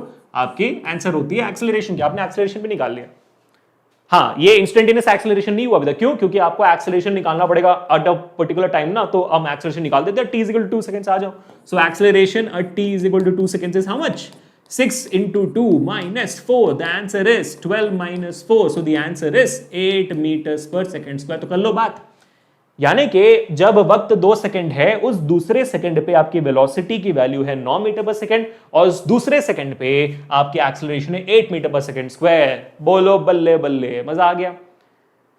तो इसी के साथ मेरे बच्चों आपका normal acceleration, average acceleration, instantaneous acceleration सब खत्म हो चुका है। How is that? बढ़िया, चलो। I am happy if you are happy यार, I am very happy if you are happy. थोड़ा पानी पी लेता हूं मैं। ठीक है, so the entire concept is over और सब चीजों को हमने लिखकर प्रैक्टिस कर ली है। अब आगे बढ़ते हैं, इक्वेशंस ऑफ मोशन पे आते हैं। इक्वेशंस ऑफ मोशन भी आपने 9th में पढ़ा हुआ है, बट इसको हम थोड़ा सा इन डेप्थ पढ़ेंगे इस चैप्टर में, क्योंकि जब आप इक्वेशंस ऑफ मोशन 11th में पढ़ते हो उसका डेरिवेशन आता है आपको क्लास 11th में। तो क्लास 11th में और डेरिवेशन में कैलकुलस बहुत इस्तेमाल होता है, इसलिए मैं आपको दोबारा सजेस्ट करूंगा यूट्यूब पर सर्च करिए differentiation by Abhishek sir Vedantu, integration by Abhishek sir Vedantu, ये कॉन्सेप्ट क्लियर कर दीजिए, बहुत बहुत इंपॉर्टेंट है। मैंने इनफैक्ट वेक्टर्स भी पढ़ाया हुआ है, ठीक है, तो vectors bye Abhishek sir Vedantu वो भी देख लीजिए, बहुत बहुत सही हो जाएगा आपको, मतलब सॉर्ट हो जाओगे एकदम बढ़िया से आप, ठीक है। और हाँ, मैंने इनफैक्ट नीटेक्स चैनल पे, जो मेरा नीटेक्स चैनल जहाँ पर मैं नीट पढ़ाता हूँ, जे भी पढ़ा लेता हूँ वहाँ पे कॉन्सेप्ट तो दोनों में सेम ही है ना, तो वहां पर मैंने in fact motion, laws of motion तक मैं पढ़ा चुका हूँ, almost laws of motion complete कर रहा हूँ। तो अगर आपको पहले 2-3 चैप्टर्स में बहुत कंफ्यूजन है तो वो जाकर वहां पे देख लीजिएगा, इनफैक्ट मैं वहाँ पे 12 भी पढ़ाता हूँ, तो वहां पर भी आप देख सकते हो, ठीक है। नीटेक्स चैनल इज देयर, आप you can search for on YouTube Neetex by Vedantu, you will get the video, ठीक है बेटा। चलो हाँ जी, तो क्या है आपके इक्वेशंस ऑफ मोशन? पहला इक्वेशन ऑफ मोशन है v is equal to u plus a t, दूसरा है s is equal to u t plus half a t square, तीसरा आपका b square minus u square to 2s। धीरे धीरे करते हैं बेटी, धीरे धीरे करते हैं। v is equal to u plus a t, v is final velocity, u is initial velocity, a is acceleration, t is time, correct? Yes. Displacement, s is displacement, u is initial velocity, t is time, a is acceleration, t is time. Final velocity, initial velocity, acceleration, displacement, है ना। अब ये तीनों equations का इस्तेमाल कब और कहां होता है, ये 9th में भी आपका एक डाउट था, मैं प्रीटी श्योर 11th में भी आपका एक डाउट होगा, बट मैं बता देता हूं आपको। पहले आपको इक्वेशन में देखना है, सवाल में देखना है कि भाई कितने वेरिएबल्स दिए हुए हैं और कौन से वेरिएबल्स दिए हुए हैं। यानी कि अगर आपको सवाल में u, a और t दिया जाता है तो पहला इक्वेशन v निकालना है, तो u, a और t दिया जाता है डिस्प्लेसमेंट निकालने के लिए, दूसरा इक्वेशन। अगर u, v और a दिया जाता है डिस्प्लेसमेंट निकालने के लिए तो तीसरा इक्वेशन। t नहीं है, t एक ही फॉर्मूला में यहां पे t नहीं है, जो तीसरा इक्वेशन है। समझ गए? बराबर, ठीक है। अब हम जानते हैं कि भाई यहां पर जो एक्सेलरेशन हो सकता है वो एक्सेलरेशन नेगेटिव भी हो सकता है, पॉजिटिव भी हो सकता है। ये भी हमने 9th में सीखा हुआ है, अगर नहीं पता तो बता देता हूं, है ना। फॉर एग्जाम्पल, अगर आपका ऑब्जेक्ट सामने की तरफ जा रहा है, या और इन जनरल आपकी मान लीजिए शुरुआत में वेलोसिटी u है और बाद में वेलोसिटी v है। u की वैल्यू मान लीजिए 10 है और v की वैल्यू मान लीजिए 20 है, तो आप देख रहे हो कि भाई आपकी वेलोसिटी इंक्रीज हो रही है, और मान लीजिए आपको 10 सेकंड लगा। तो जब आपकी वेलोसिटी इंक्रीज होती है तो आप देखोगे एक्सेलरेशन का फॉर्मूला क्या होता है, v minus u upon t. तो final velocity 20, initial velocity 10, time है आपका 10, तो वैल्यू कितनी आ गई 20 minus 10, 10/10, 1 metre per second square, positive value आ गई आपको, है ना। तो जब हमारी वेलोसिटी इंक्रीज हो रही है तो एक्सेलरेशन पॉजिटिव होती है, ठीक है। तो आपको देखना है कि सवाल में आपका वेलोसिटी इंक्रीज हो रहा है या डिक्रीज हो रहा है। दूसरा, अगर मान लीजिए मेरी वेलोसिटी अगर मैंने उल्टी कर दी, u इज इक्वल टू 20 था और वो ब्रेक मारा तो v इज इक्वल टू 10 पे आ गया, अगेन 10 सेकंड, तो क्या वैल्यू आएगी, v है आपका 10, u है आपका 20, तो t है 10, तो वैल्यू हो जाती है -1 मीटर पर सेकंड स्क्वायर। देख रहे हो आप? तो जैसे मेरी वेलोसिटी कम होती है मैं डी एक्सेलरेट करता हूं, मैं नेगेटिव एक्सेलरेशन में आ जाता हूं, मैं रिटार्डेशन में हो जाता हूं। इन तीनों में से कोई भी बड़ा आप इस्तेमाल कर सकते हो, retardation, negative acceleration, D acceleration, कोई भी इस्तेमाल कर सकते हो। इसका मतलब यही है कि भाई आपकी वेलोसिटी कम हो रही है, दैट्स व्हाट इट मींस, ठीक है। तो ये हमने कर लिया। अब सबसे इंपॉर्टेंट है क्या? सबसे इंपॉर्टेंट है कि भाई तीनों इक्वेशंस ऑफ मोशन जो भी आपने यहां पर देखा, तीनों इक्वेशंस ऑफ मोशन है, इनको डिराइव करना है। ये बहुत इंपॉर्टेंट है आपके क्लास 11th के लिए, ठीक है। तो एक बार डिराइव कर ले, चलिए सब लोग यहां पे ध्यान दीजिए, डिराइव करते हैं, बड़े प्यार से डिराइव करते हैं। चलो पहले मैं आपको एक डायग्राम, ये वाला जो डायग्राम मैं समझा देता हूं, वही जो मैंने अभी बनाया वही सेम डायग्राम है। एक ऑब्जेक्ट है, मान लीजिए उसकी इनिशियल वेलोसिटी u है। क्या है भाई? उसकी इनिशियल वेलोसिटी u है at time t equal to 0, ठीक है। At time t equal to 0 उसकी वेलोसिटी u है। आपने पीछे से एक फोर्स लगाया तो क्या हुआ, ऑब्जेक्ट थोड़ा सा डिस्प्लेस हुआ और उसकी वेलोसिटी बढ़ जाएगी। मैं ऐसे नॉर्मली चल रहा हूँ, मुझे आकर कोई फोर्स लगाएगा तो मैं ऐसे, मेरी वेलोसिटी बढ़ जाएगी, धक्का लगेगा मुझे। तो आपके ऑब्जेक्ट को भी धक्का लगा, जैसे जिंदगी में धक्का मार रही है वैसे ऑब्जेक्ट को भी धक्का मार दिया हमने। तो आपकी ऑब्जेक्ट थोड़ी सी एक्सेलरेट करेगी, एक्सेलरेट मतलब उसकी वेलोसिटी चेंज हो जाएगी, तो उसकी फाइनल वेलोसिटी v हो जाती है time t is equal to t, ठीक है। Time t is equal to t, बस यही वो डायग्राम है। अब इसके बेसिस में हमें क्या करना है, इसके बेसिस में हमें डिराइव करना है हमारा पहला equation which is v is equal to u plus a t। ये हमें डिराइव करना है पहला इक्वेशन। करें फिर? रेडी हैं आप लोग? क्या हम डिराइव कर सकते हैं कि नहीं कर सकते हैं? क्या लगता है? चलिए, कुछ देर पहले हमने सीखा एक इक्वेशन है हमारे पास एक इक्वेशन है जो हम जानते हैं, which is acceleration is equal to dv by d t, है ना? ये अभी हमने बस कुछ देर पहले पढ़ा। मैंने उस वक्त भी बताया था कि बहुत इंपॉर्टेंट इक्वेशन है, तो कृपया करके नोट डाउन करेंगे। हमारे पास देखो ऑलरेडी 3 इक्वेशंस ऑफ मोशन है, लेकिन उसके अलावा मैं आपको 3 और देने वाला हूं जो बहुत ज्यादा इंपॉर्टेंट है। तो मान लीजिए इंपॉर्टेंट इक्वेशन नंबर 1 है, ठीक है? आपने नोट डाउन कर लिया, सबने नोट डाउन कर लिया, ठीक है? अब dt को मान ले जाते हैं, तो मेरे पास क्या बन जाएगा? dv is equal to a d t, है ना? ये dt वहां ले गया तो dv is equal to a d t बन गया, ठीक है? मेरे लिए इक्वेशन बन गई। अब मुझे क्या करना पड़ेगा? मुझे बस इसे इंटीग्रेट करना है, क्योंकि dv है, a dt है, इंटीग्रेट करना है मुझे यहाँ पे। So if I integrate on both sides, तो मैं क्या करूंगा? Integrating on both side, integrating on both sides. So integrating on both sides, what do we get? Integration of dv। और वेलोसिटी कहां से कहां बदल रही है? वेलोसिटी आप देखोगे पहले इनिशियल वेलोसिटी u से फाइनल वेलोसिटी v तक जा रही है, तो मेरी वेलोसिटी u से v तक जा रही है, is equal to a integration of a dt। और टाइम कहां से कहां तक है? टाइम 0 टाइम से t तक जा रही है, तो 0 से t आपकी टाइम जा रही है। dv का इंटीग्रेशन जिनको नहीं पता है, dv का इंटीग्रेशन होता है v, ठीक है? v जिसके ऊपर आपका लिमिट्स लग जाएगा u और v का, u और v के लिमिट्स लग गए, इक्वल टू आपका a जो है कांस्टेंट है, t के टर्म्स में इंटीग्रेशन हो रहा है यहाँ पे, और a t के टर्म्स में नहीं है, तो a बाहर आ जाएगा, a बाहर आ गया, और integration from 0 to t dt आपका हो जाता है, ठीक है? अब इसको भी इंटीग्रेट कर देते हैं, हाँ ठीक है। v और u यहाँ पे अपर लिमिट और लोअर लिमिट है। अब v की वैल्यू आपको अपर लिमिट और लोअर लिमिट डालनी पड़ेगी, तभी आपकी फाइनल वैल्यू आएगी। तो what is upper limit? Upper limit minus lower limit, ये है आपका फॉर्मूला है इंटीग्रेशन के बाद, upper limit minus lower limit, v minus u is equal to a। और dt का इंटीग्रेशन एज यूजुअल आपका t होता है, t फ्रॉम 0 टू t। तो मेरा फाइनल इक्वेशन क्या बन जाएगा? v minus u is equal to a, और upper limit minus lower limit t minus 0, t minus 0 कर दिया बराबर। अब ये जो u है मेरा, इसको मैं इस तरफ ले आता हूं, किस तरफ? राइट साइड पे।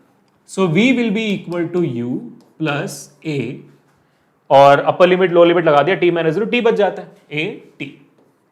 ये हमने कर लिया डिराइव, आपका पहला equation of motion, first equation of motion. बहुत सिंपल, बहुत सिंपल। मैंने सबसे इजीएस्ट तरीके से आपको करा दिया, बस आपको ये इक्वेशन याद रखना है।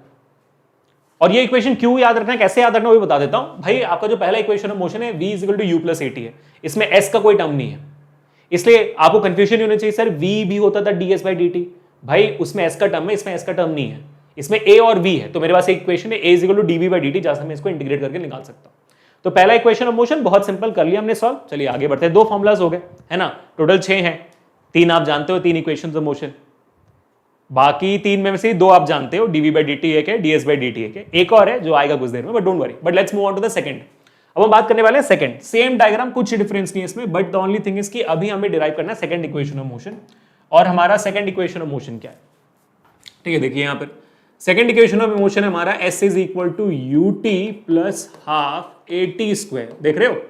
हाँ अभिषेक सर, इसमें s है, yes you getting it right. इसमें बिल्कुल s है बेटा, इसमें s है। तो as a normal common sense वाला इंसान, मेरे को लग रहा है कि यहां पर मुझे v is equal to ds by dt वाला इक्वेशन इस्तेमाल करना चाहिए। आप अगर ऐसा सोच रहे हो तो बिल्कुल सही सोच रहे हो।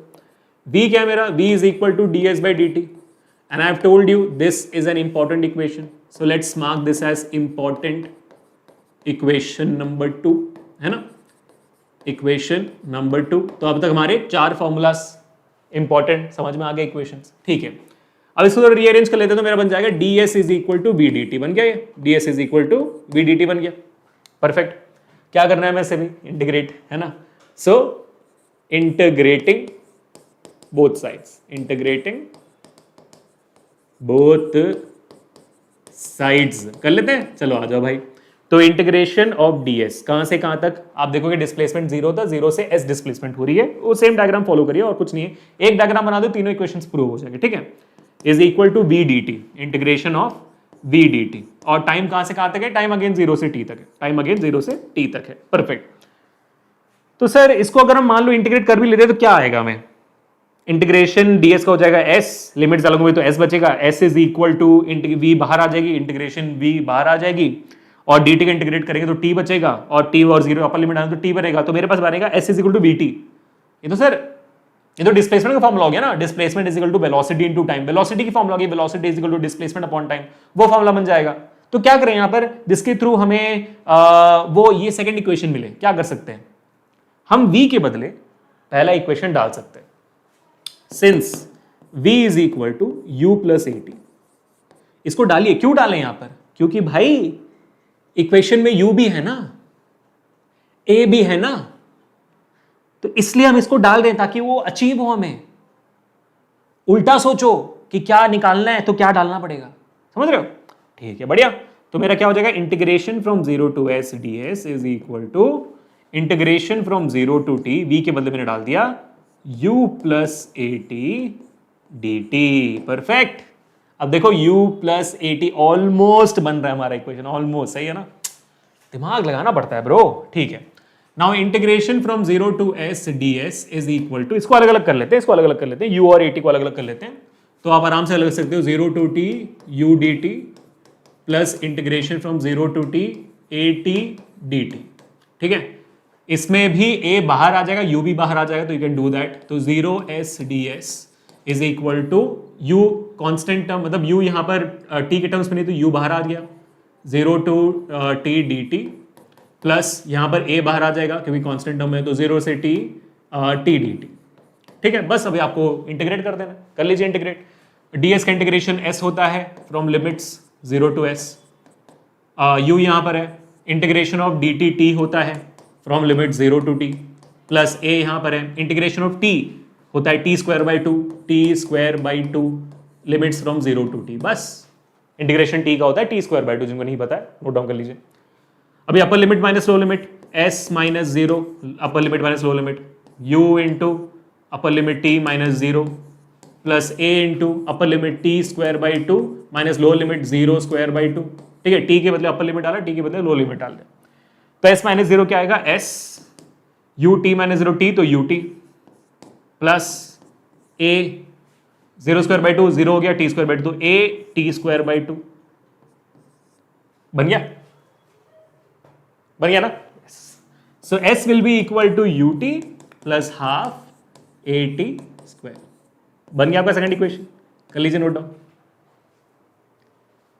ठीक है। तो इसमें हमने क्या किया था, इसमें हमने दूसरा इक्वेशन निकाला हमारा जो इंपॉर्टेंट है, v is equal to ds by dt, और वहां से हमने इसको इंटीग्रेट किया और हमारी वैल्यू आ गई। बस एक और चीज में एडिशनल स्टेप था कि हमने v के बदले वैल्यू डाला u प्लस at, जो हमारा पहला इक्वेशन ऑफ मोशन है, वो नहीं डालते तो नहीं आता ना, s is equal to bt बन जाता, क्या बन जाता हमारे लिए, s is equal to bt बन जाता, जो v बन जाता s अपॉन t, जो आपका वेलोसिटी का फॉर्मूला है, वो थोड़ी डिराइव करना है, सेकंड इक्वेशन डिराइव करना है कि नहीं, बात समझ में आ गई सबको, क्लियर हो गया। तो बोलो जोर से बल्ले बल्ले, अगर फोड़ दिया तो बच्चों क्या बात है, मजा आ गया, मजा आ गया। कितना वक्त हो गया यार, अरे 45 मिनट्स में इतना कर लिया हमने, बहुत बड़ी बात है। चलिए आ जाइए, आगे बढ़ते हैं, ठीक है। अब हमारे पास तीसरा इक्वेशन है, इसको फोड़ने के लिए तीसरा इक्वेशन को ही फोड़ते हैं, आ जाओ जल्दी से। चलो हमारा सेम डायग्राम है, कोई डिफरेंस नहीं है डायग्राम में। तो हमारा जो तीसरा इक्वेशन है हम सब जानते हैं, v square minus u square is equal to 2as, ये हमारा तीसरा इक्वेशन है।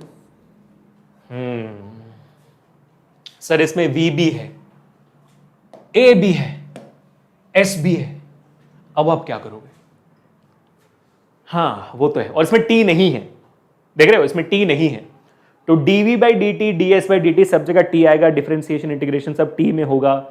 तो क्या करें कि यहां पर चीजें बदले, क्या करें क्या करें, चलो कोशिश करते हैं, ठीक है। तो हमारा पहला इक्वेशन क्या था, एक्सेलरेशन का, dv बाई dt। मान लीजिए इस इक्वेशन को अगर मैं ds से मल्टीप्लाई और डिवाइड करता हूं तो बात एक ही होगी ना, अगर मैं ds से मल्टीप्लाई या डिवाइड करता हूं तो बात एक है, ds ds कट गया, 1 आ जाएगा तो dv बाई dt बचेगा, ठीक है। अब इसको थोड़ा रीअरेंज करते हैं, इसको थोड़ा रीअरेंज करते हैं, तो acceleration is equal to dv by ds कर देते हैं, dv बाई ds, और dt यहां लाते हैं तो ds बाई dt, है ना। बस डिनोमिनेटर्स को हमने उल्टा पुल्टा कर दिया, डिनोमिनेटर्स को हमने इंटरचेंज कर दिया बस, और कुछ नहीं किया। बात तो एक ही है, अगेन बात एक ही। अब यार ds बाई dt क्या होता है? ds बाई dt तो वेलोसिटी होती है, हाँ, तो dv by ds into v। सो मेरे पास एक बहुत ही प्यारी इक्वेशन बन गई है v dv बाई ds, जो अगेन मेरे बच्चों एक बहुत बहुत इंपॉर्टेंट इक्वेशन है। So please note this down as important equation 3। नई इक्वेशन बन गई। अब इस इक्वेशन को ध्यान से देखिए। इस इक्वेशन को जब आप ध्यान से देखोगे आपको दिखेगा कि इसमें a है, v है, s भी है, लेकिन t नहीं है। और इक्वेशन ऑफ मोशन देखो, इक्वेशन ऑफ मोशन देख रहे हो, इक्वेशन में भी a है, v है, s भी है, लेकिन t नहीं है। समझ रहे हो ना, सही रास्ते जा रहे हैं हम, समझ रहे हो ना, ठीक है। तो अभी हम क्या करेंगे, अभी हम ds को यहां दे देंगे, a को दे देंगे, देखते हैं क्या होता है। तो हमारे पास इक्वेशन बन जाएगी v dv is equal to ads, है ना, v dv equal to ads। क्या करना है हमें? Integrating both sides. So integrating both sides, क्या मिलेगा इंटीग्रेशन करने पे? चलो यहां पे लिख देते हैं। मेरा वैल्यू कहां से, v की वैल्यू कहां से कहां तक, सॉरी ये तो हाँ dv के टर्म्स में ना, ठीक है। तो मेरी वैल्यू कहां से कहां तक जा रही है, v की u से v तक जा रही है। तो लिमिट्स मेरे होंगे u से v तक, v dv, ये कांस्टेंट नहीं बनेगा क्योंकि dv के टर्म्स में इंटीग्रेशन है, तो v भी v के टर्म्स में ही है ना, इज इक्वल टू a मेरी कांस्टेंट बन जाएगी, तो a बाहर आ जाएगी, इंटीग्रेशन फ्रॉम 0 टू s, क्योंकि डिस्प्लेसमेंट 0 से s डिस्प्लेसमेंट हो रहा है, तो ds। ठीक है, कर दीजिए अब डिफरेंस, इंटीग्रेशन कर दीजिए। तो v का डिफरेंशिएशन, इंटीग्रेशन क्या होता है? v का डिफरेंशिएशन होता है v स्क्वायर बाई 2, जैसे t का था t स्क्वायर बाई 2 वैसे। और लिमिट्स क्या है आपके? v एंड u, और a तो बाहर है आपका, और s का इंटीग्रेशन आपका होता है s, ds का इंटीग्रेशन होता है s, और लिमिट्स है 0 टू s। कर लो बात। तो v square by 2 upper limit डालेंगे तो v square by 2, minus lower limit डालेंगे तो u square by 2 is equal to a, और s लिमिट्स डालेंगे तो आपका s माइनस 0। तो आप देख सकते हो आपको क्या मिला भाई, यहां पर आपको दिखेगा v square minus u square by 2 is equal to as। 2 को वहां ले जाओ तो v square minus u square is equal to 2as, मिल गया, बात खत्म। बोलो तारा रारा, बढ़िया बच्चों, परफेक्ट, तीसरा इक्वेशन ही मिल गया। तो हमारा सेकंड इक्वेशन भी आ गया, थर्ड इक्वेशन भी आ गया, और साथ ही साथ 3 और इंपॉर्टेंट इक्वेशंस भी आपने नोट डाउन कर लिया, जो आपके न्यूमेरिकल्स में, जो आपके जेईई और नीट के प्रॉब्लम्स में क्लास 11th में आ सकते हैं। ठीक है, तो इसी प्रकार आपके पूरे इक्वेशन से मोशन कंप्लीट होते हैं इन डिटेल, इसके बाहर आपको कुछ नहीं आएगा। डेरिवेशंस भी करवा दिया मैंने आपका। ठीक है, चलिए नोट डाउन कर लीजिए, मैं थोड़ा सा पानी पी लेता हूं and then move on forward for the next topic, which I think should be the last second topic of this chapter, which are graphs, dt graphs and vt graphs. Again a very important topic, और उसका भी हम थोड़ा बड़ा छोटा बड़ा derivation करेंगे, और उसके बाद हमारी आखिरी टॉपिक होगी रिलेटिव वेलोसिटी। बट हाँ, dt vt ग्राफ में शायद नहीं, वक्त नहीं लगना चाहिए, सीखा हुआ हमने बहुत बार, but let's figure it out. ठीक है, तो ये समझ में आ गया? सबने वीडियो को लाइक कर दिया अभी तक? भाई वीडियो को लाइक कर दिया ना, तो लाइक कर देना। ठीक है, वीडियो को लाइक कर देना, शेयर कर देना अगर अच्छा लग रहा है, and make sure to subscribe to the channel as well. ठीक है बेटा, चलिए आगे बढ़ते हैं। इक्वेशंस ऑफ मोशन के सारे इंपॉर्टेंट चीजें मैंने लिख दी है, इक्वेशन लिख दिया है, वैल्यूज लिख दी है। ठीक है, हाँ एक और चीज मैं आपको यहां पर दिखा भी देता हूं। ठीक है, प्लीज इसको नोट डाउन करना। जब भी आपका सवाल में आएगा कि भाई डिस्टेंस से वेलोसिटी निकालिए तो डिफरेंशिएट करना है, वेलोसिटी से एक्सेलरेशन निकालिए तो फिर अगेन डिफरेंशिएट करना है, याद है। लेकिन अगर आपको उल्टा आना है, यानी कि एक्सेलरेशन से आपको वेलोसिटी निकालनी है, तो इंटीग्रेट करना, a is equal to dv by dt। Acceleration से आपने वेलोसिटी का इक्वेशन निकाला था, v equal to u plus t, याद है। तो जब भी आपको एक्सेलरेशन से वेलोसिटी आनी है कि उल्टा करना है आपको, तो इंटीग्रेशन करना है। वेलोसिटी से डिस्प्लेसमेंट उल्टा करना है तो इंटीग्रेशन करना है। Remember this very carefully.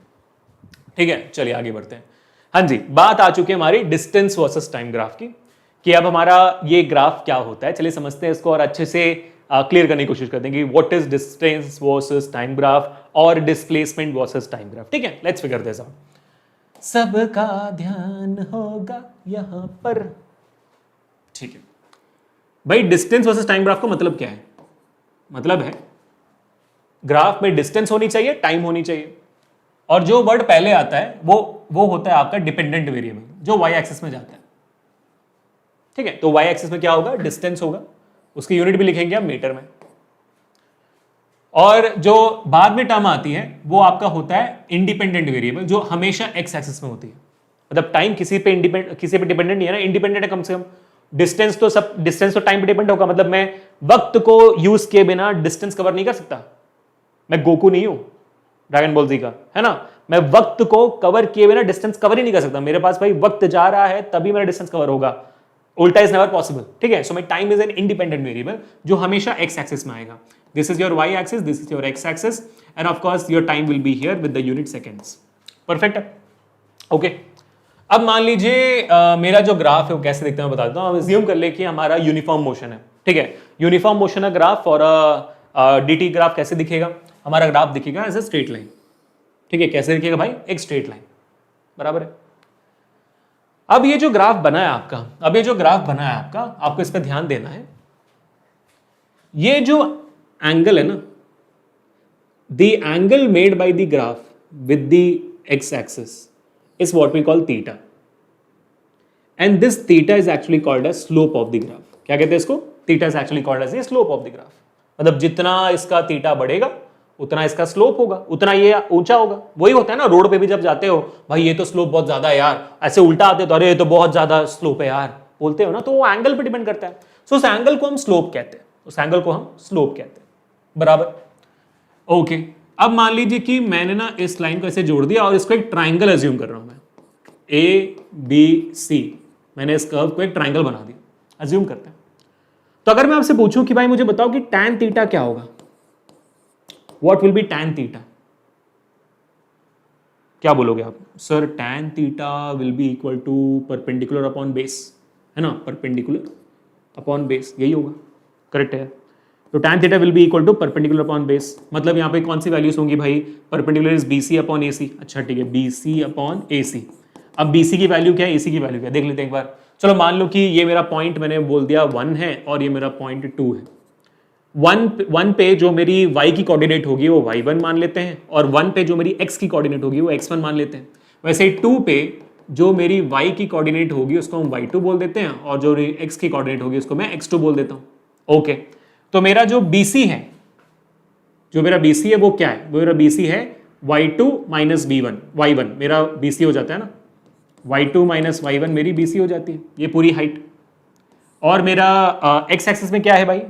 AC क्या है मेरा? AC is x2 minus x1, displacement x2 minus x1 मेरी AC है। सही है, बराबर, परफेक्ट। अच्छा, ये y2 माइनस y1 क्या वैल्यू दे रहा है आपको? ये y2 माइनस y1 क्या वैल्यू दे रहा है? y2 माइनस y1 अगर मैं देखूंगा, ये मेरी जो वैल्यू है ये तो डिस्टेंस दे रहा है। सही है यार, डिस्टेंस दे रहा है। और x2 माइनस x1 क्या वैल्यू दे रहा है? टाइम दे रहा है। ओहो हो, तो जब मैंने tan थीटा निकाला तो मुझे क्या मिला? Distance upon time. क्या होता है वो? स्पीड होती है। और डिस्प्लेसमेंट टाइम ग्राफ हुआ तो वेलोसिटी होगी। तो यानी कि जब मैंने थीटा यानी कि स्लोप की वैल्यू निकाली, मुझे क्या मिला? मुझे मिला वेलोसिटी। तो यहां पर प्लीज नोट डाउन कर लीजिए, यही सबसे इंपॉर्टेंट चीज थी यहां पे जो नोट डाउन करनी है आपको, और वो है, ठीक है, note slope of the dt graph gives you velocity और स्पीड, जो भी आपको लिखना है। That's more important, that is it, that's all you need to remember for this system, that's all you need to remember. हाँ, एक और चीज आप डेफिनेटली याद रख सकते हो, अब मान लीजिए मेरा ग्राफ जो है थोड़ा सा डिफरेंट बनेगा। ठीक है, अगर मान लो कि मेरा ग्राफ जो है थोड़ा सा डिफरेंट है, और यहां पर मेरी वेलोसिटी का जो ग्राफ है, ये डिस्टेंस है, ये टाइम है, और मेरी ग्राफ ऐसे है, तो व्हाट डज दैट इंडिकेट? ऐसे है मेरी ग्राफ। तो आप देखो, ये मेरी जो थीटा की वैल्यू है, जो मेरी स्लोप की वैल्यू है, वो ग्रेटर देन 90 डिग्री है। तो यानी कि मेरा जो डिस्प्लेसमेंट है वो वक्त के साथ कम हो रहा है ना, वक्त जैसे बढ़ रहा है मेरा डिस्प्लेसमेंट कम होते आ रहा है। तो डिस्प्लेसमेंट कम हो रहा है वक्त के साथ, तो वेलोसिटी कम हो रही होगी, है ना। So when theta is greater than 90 degree और velocity is decreasing, velocity is negative, that is what you need to remember here. When your theta is less than 90 degree, your velocity is positive. When your theta is greater than 90 degree या velocity is negative. तो जब भी आपको एक graph देकर पूछा जाए यहां पर आपके बताइए वेलोसिटी की साइन क्या है, तो वहां पे देखना कि भाई स्लोप आपका ग्रेटर देन 90 डिग्री, स्लोप या लेस देन 90 डिग्री, बस वो देख लीजिएगा, बात खत्म हो जाएगी। ठीक है, तो बस डिस्टेंस वर्सेस टाइम ग्राफ इतना ही था जो समझना था, स्लोप समझना था और कुछ नहीं समझना था। ओवर। ठीक है, चलो अब आगे बढ़ते हैं। आगे बढ़ते इस वक्त उससे पहले मेरे को आपको बताना है different varieties of distance versus time graph that you can get in class 11। तो मैं एक एक करके आपको बताते जाता हूं, प्लीज स्लो डाउन करते जाइएगा। पहला तो आपने देख लिया, द फर्स्ट वन आपने देख लिया, जब आपका डिस्टेंस वर्सेस टाइम ग्राफ एक यूनिफॉर्म मोशन में होता है। This is uniform motion graph, जहां पर you get a graph which is linear, ये आपका यूनिफॉर्म मोशन हो जाता है। सेकंड क्या होगा?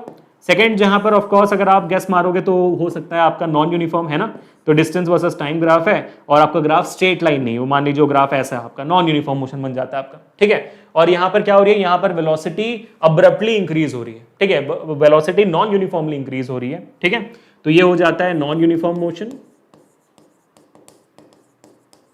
अब्रप्टली आपकी वेलोसिटी इंक्रीज हो रही है, वेलोसिटी इंक्रीज हो रही है।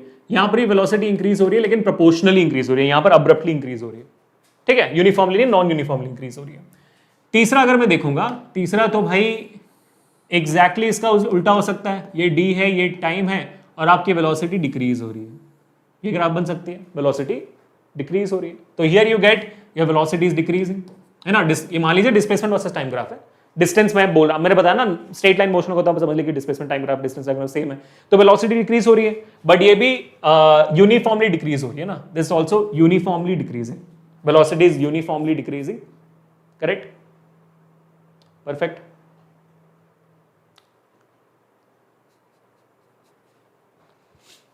समझ रहे हो जो मैं बोल रहा हूं, सुन रहे हो बात?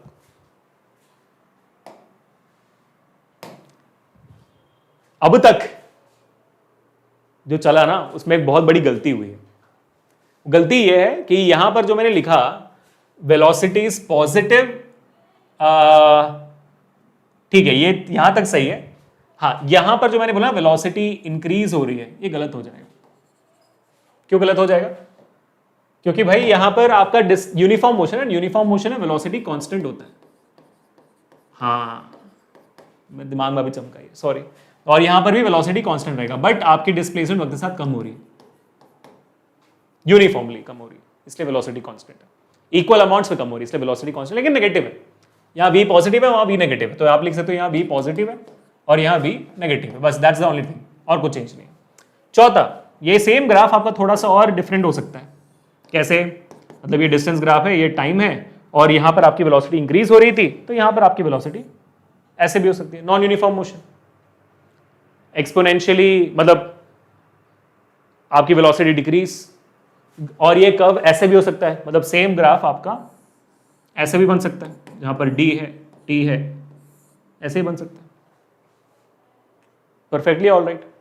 ये आपका हो जाएगा नॉन यूनिफॉर्म मोशन से, नॉन यूनिफॉर्म मोशन, जहां पर आपका वेलोसिटी डिक्रीज हो रहा है। डन है, सॉर्टेड है, ठीक है। अब आखिरी जो ग्राफ है वो मेरे ख्याल से आप सबका फेवरेट होगा, ये है टाइम, ये है आपका डिस्टेंस और ग्राफ है ऐसा। इसका क्या मतलब होता है कि वक्त के साथ मेरा डिस्टेंस नहीं बदल रहा, वक्त के साथ मेरा डिस्टेंस सेम है, तो यानी कि object is at rest, velocity is equal to 0। ठीक है, बराबर, बढ़िया गाइस। तो इन सारे ग्राफ को आइडेंटिफाई करना आना चाहिए, बहुत बहुत इंपॉर्टेंट है आपके जब एग्जामिनेशन में आएगा, तो you need to understand very quickly, अच्छा वेलोसिटी का साइन क्या होगा, कहां पर क्या होना चाहिए, यू नीड टू अंडरस्टैंड। ठीक है, चलो बेटा, डीटी ग्राफ हो चुका है इसी के साथ आपका। Now we are moving on to the VT graph which is again very interesting and let's figure this out. थोड़ा सा मैं पानी पी लेता हूं और इसी के साथ हमारे 1 घंटे पूरे हो चुके हैं। और जैसे हमने सोचा था कि यार सवा घंटे 1.5 घंटे लगने चाहिए, I think we will be between that, सवा घंटे 1.5 घंटे के बीच में हमारा सेशन खत्म होगा। ठीक है, बट अब तक बच्चों जो मैंने पढ़ा दिया ना आपको, इसके बाहर कुछ नहीं आएगा बच्चों, that I can guarantee you. आपने अगर ये 1 घंटा बैठ कर देख लिया ना, बहुत फायदा कर दिया आपने अपना, 99% बच्चों से ज्यादा आप आगे जा चुके हो। ठीक है, let's figure out VT graph. VT graph क्या होगा? अगेन वही सेम चीज, आपकी जो वाई एक्सिस में होगा वो डिपेंडेंट वेरिएबल होगा वेलोसिटी, तो वेलोसिटी इज मीटर्स पर सेकंड, और आपका जो एक्स एक्सिस में होगा वो होगा आपका independent variable which will be time which is in seconds. ठीक है, परफेक्ट, एक्स एक्सिस में हो गया। अब यहां पर अगर मैं ग्राफ बनाता हूं, let's see what do we get. ठीक है, we have a graph here which looks like this. Again यहां पर इसका मतलब क्या है, यूनिफॉर्म मोशन है ये? बिल्कुल नहीं, please remember this, VT graph में ये linear graph is not uniform motion. What does it mean then? भाई यूनिफॉर्म मोशन कैसे होगा? वेलोसिटी वक्त के साथ बदल रही है ना, बढ़ रही है, देखो वेलोसिटी बढ़ रही है, तो ये यूनिफॉर्म मोशन नहीं है, लेकिन कुछ और यूनिफॉर्म है। वो यूनिफॉर्मिटी क्या देखते हैं, तो एक काम बताइए, सेम चीज यहां पर हमारे पास थीटा है, ठीक है, इसको अगर मैं दोबारा बोल दिया ए बी और सी। अच्छा इनफैक्ट बच्चों मैं आपको बता देता हूं कि जब भी आपको ग्राफ का सवाल आएगा ना, उस वक्त प्लीज निकालना स्लोप इसी फॉर्मूला से, ठीक है, इसी फॉर्मूला से स्लोप निकालना, where your slope is equal to y2 minus y1 upon x2 minus x1। हमेशा इसी से निकालना, जब ग्राफ के ऊपर सवाल पूछेगा उस वक्त कोई और फॉर्मूला मत लगा देना, d अपॉन t सीधा मत लगा देना, ठीक है, प्लीज यूज द फॉर्मूला। आगे बढ़ते हैं, लेट्स फिगर दिस आउट कि भाई यहां पर आपके पास BC है, ठीक है, मान लीजिए इस पॉइंट को मैंने 1 ले लिया, इस पॉइंट को मैंने 2 ले लिया, तो 1 का कोऑर्डिनेट यहां पर x1, 1 का कोऑर्डिनेट y पे y1, 2 का कोऑर्डिनेट यहां पर x2 और 2 का कोऑर्डिनेट y पे y2, ठीक है। अब मैं आपको बोल रहा हूं please figure it out what is slope. Slope यानी कि अगर मैं इस ट्राइंगल के लिए अगर यहां पर भी थीटा ही होगा ना, ये थीटा तो ये भी थीटा होगा, तो अगर मैं यहां पर tan थीटा निकालूं, what will be the answer? Same चीज सेम मुद्दा, तो slope will be equal to again y2 minus y1 upon x2 minus x1। यहां पर मेरी क्या कहते हैं, यहां पर मेरा जो y2 है वो क्या है और y1 क्या है? वेलोसिटी है, तो वेलोसिटी। x2 माइनस x1 क्या है? मेरा टाइम दे रहा है, टाइम। वेलोसिटी अपॉन टाइम क्या होती है? Acceleration. So what does that mean? It simply clearly makes you understand that okay, so the important note here would be that slope of VT graph gives you what? Gives you acceleration, that's all. Gives you acceleration. तो यहां पर ये क्या uniform था? यहां पर जब ये स्ट्रेट लाइन ग्राफ बनती है आपके वेलोसिटी के लिए, दैट सिंपली इंडिकेट्स दैट यहां पर आपका एक्सेलरेशन कांस्टेंट है, यूनिफॉर्म एक्सेलरेशन ग्राफ है। ये क्या ग्राफ है भाई? ये आपका यूनिफॉर्म एक्सेलरेशन ग्राफ है, लेकिन ऑफ कोर्स ये बात है यहां पर ये नॉन यूनिफॉर्म मोशन हो रही है, जहां पर एक्सेलरेशन सिर्फ यूनिफॉर्म है। ये नॉन यूनिफॉर्म मोशन है ना, एक्सेलरेशन है इसमें, तो ये नॉन यूनिफॉर्म मोशन होगी। Non uniform motion with uniform acceleration वाला क्वेश्चन है ये, सिंपल एज दैट, ठीक है। बट पॉइंट यहां पर यह है कि क्या आपको वेलोसिटी टाइम ग्राफ सिर्फ स्लोप देता है? क्या वेलोसिटी टाइम ग्राफ सिर्फ स्लोप देता है? The answer to that question is नहीं। So please hear me out कि मैं क्या कहना चाहता हूं, so that you understand it better. Please ध्यान से देखना बेटा, ये बहुत इंपॉर्टेंट है। मान लीजिए मैं एक और ग्राफ दिखाता हूं आपको, ठीक है, एक लीजिए, देख लीजिए, वेलोसिटी है, टाइम है, और ग्राफ ऐसा है। ये कौन सा ग्राफ है guys? Object is at rest है, ऑब्जेक्ट इज एट रेस्ट ना? नहीं ना? क्यों नहीं? क्योंकि भाई ये वेलोसिटी टाइम के साथ कांस्टेंट हो गई है, वेलोसिटी चेंज नहीं हो रही, लेकिन वेलोसिटी है, तो ऑब्जेक्ट रेस्ट पे कैसे आया? समझ गए? तो वेलोसिटी यहां पर है ऑब्जेक्ट की, तो कांस्टेंट है, तो ये यूनिफॉर्म मोशन का ग्राफ है। This is BT graph for uniform motion, this is your BT graph for uniform motion, ठीक है, वेलोसिटी कांस्टेंट विद टाइम। अगर मान लो कि मैं आपको यहां पर इसको एज अ रेक्टेंगल एज्यूम करने के लिए बोल रहा हूं, ABCD, और मैं आपको बोल रहा हूं कि भाई इस कर्व के अंदर ना जितनी एरिया है वो निकालिए। रैंडमली मैं आपको बोल रहा हूं, हाइपोथेटिकली बोल रहा हूं, एक काम करो भाई, ये ग्राफ है, इस ग्राफ के अंदर का एरिया निकालो। तो आप क्या करोगे? ओके सर चलो, तो हमें क्या निकालना है? Area under the curve, area under the graph, area under the curve निकालनी है। और देखने में लग रहा है कि ये जो एरिया है वो क्या है? एक रेक्टेंगल का एरिया है। So area of the rectangle ABCD, ठीक है, परफेक्ट है। ओके, तो रेक्टेंगल का एरिया क्या होता है? लेंथ इनटू ब्रेड्थ होता है, परफेक्ट है। यहां पर लेंथ कितनी है भाई? BC या AD आपकी लेंथ होती है, वो आपको क्या दे रही है? वो टाइम दे रही है ना, वो टाइम दे रही है ना। अगर मैं लेंथ नापूंगा तो टाइम मिलेगा मेरे को, अगर मैं ब्रेड्थ नापूंगा तो क्या मिलेगा? ब्रेड्थ में नापूंगा तो वेलोसिटी मिलेगा, परफेक्ट। यार ये वेलोसिटी इनटू टाइम क्या होती है? वेलोसिटी इनटू टाइम आपकी डिस्प्लेसमेंट होती है, समझे? तो यहां पर नोट क्या करना पड़ गया? यहां पर आपको नोट करना पड़ रहा है कि अगर आप बीटी ग्राफ में एरिया अंडर द कर्व निकालते हो, area under the curve, area under the curve of a VT graph, of a VT graph gives you what? Displacement. That is what you need to remember, my dear amazing students. और यहीं पे अगर speed time graph होता तो distance देता, that's what you need to remember. ये proof हो गया आपके कि prove that area under the curve gives you displacement, ऐसे, परफेक्ट। मजा आ गया, एकदम मजा आ गया। अच्छा, और यहां पर भी आप देख सकते हो, अगर मेरी देखो थीटा अगर मेरा यहां पर थीटा मेरा अगर यहां पर लेस देन 90 डिग्री है तो we can say velocity is increasing, velocity is positive. और यहां पर अगर मैं बोलूँ theta is less than 90 degree है आपकी, सॉरी हाँ थीटा ग्रेटर देन 90 डिग्री अगर आप यहाँ पे आपका, तो क्या होगा फिर, ये थीटा नेगेटिव आ जाएगी, है ना। तो velocity is decreasing, velocity is negative. और अगर वेलोसिटी पॉजिटिव है, velocity is increasing in positive, your acceleration is going to be positive. और अगर velocity is negative, velocity decrease हो रही है तो acceleration is going to be negative. तो वो आप इसके थ्रू डायरेक्टली समझ सकते हो। परफेक्ट, चलो बहुत बढ़िया गाइस। तो वेलोसिटी वर्सेस टाइम ग्राफ हो गया। अब मेरे को बताना होगा different types of velocity graph दिखते कैसे हैं, ठीक है। तो सब लोग यहाँ पे नोट डाउन करिए, डिफरेंट डिफरेंट ग्राफ में बना देता हूँ सबके एंटरटेनमेंट के लिए ना। नोट डाउन तो कर रहे हो ना सब, कि मैं ऐसे अपने आप से बनाते जा रहा हूँ, सोचो ध्यान से, ठीक है। चलो पहला बीटी ग्राफ, पहले तो मैंने आपको बता दिया ये स्ट्रेट लाइन क्या है, ग्राफ है ये भाई, ये है आपका non uniform motion. Non uniform motion, यार मैं इतना लंबा नहीं लिख रहा अभी, इसके आगे मैं यूनिफॉर्म मोशन को यूएम और नॉन यूनिफॉर्म मोशन को एनयूएम बोलूंगा, ठीक है। Non uniform motion with constant acceleration, with constant acceleration.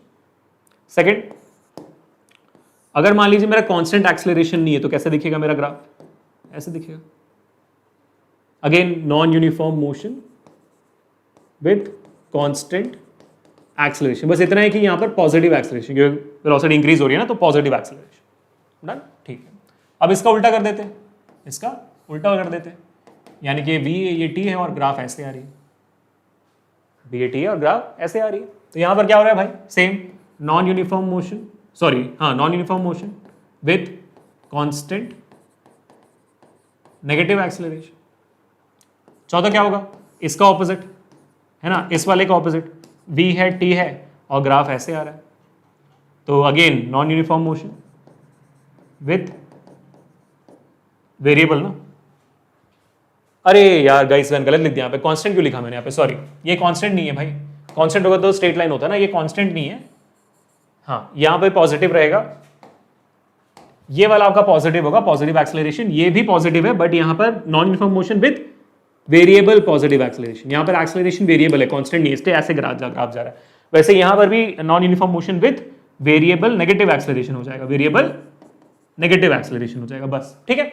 अब एक ही ग्राफ बच गया भाई, एक ही ग्राफ सिंपल सा बच गया, जो ग्राफ आप सबका फेवरेट है। अगर वीटी ग्राफ है और ग्राफ ऐसे बन रहा है, so the object is not at rest, uniform motion है, that's it. Uniform motion where your velocity is equal to constant value and your acceleration is equal to 0. ठीक है, so please note down the types of BT graph right here in front of you, please note it down. इसके बाद हम आगे बढ़ने वाले हैं acceleration करने के लिए, जल्दी से कर लो।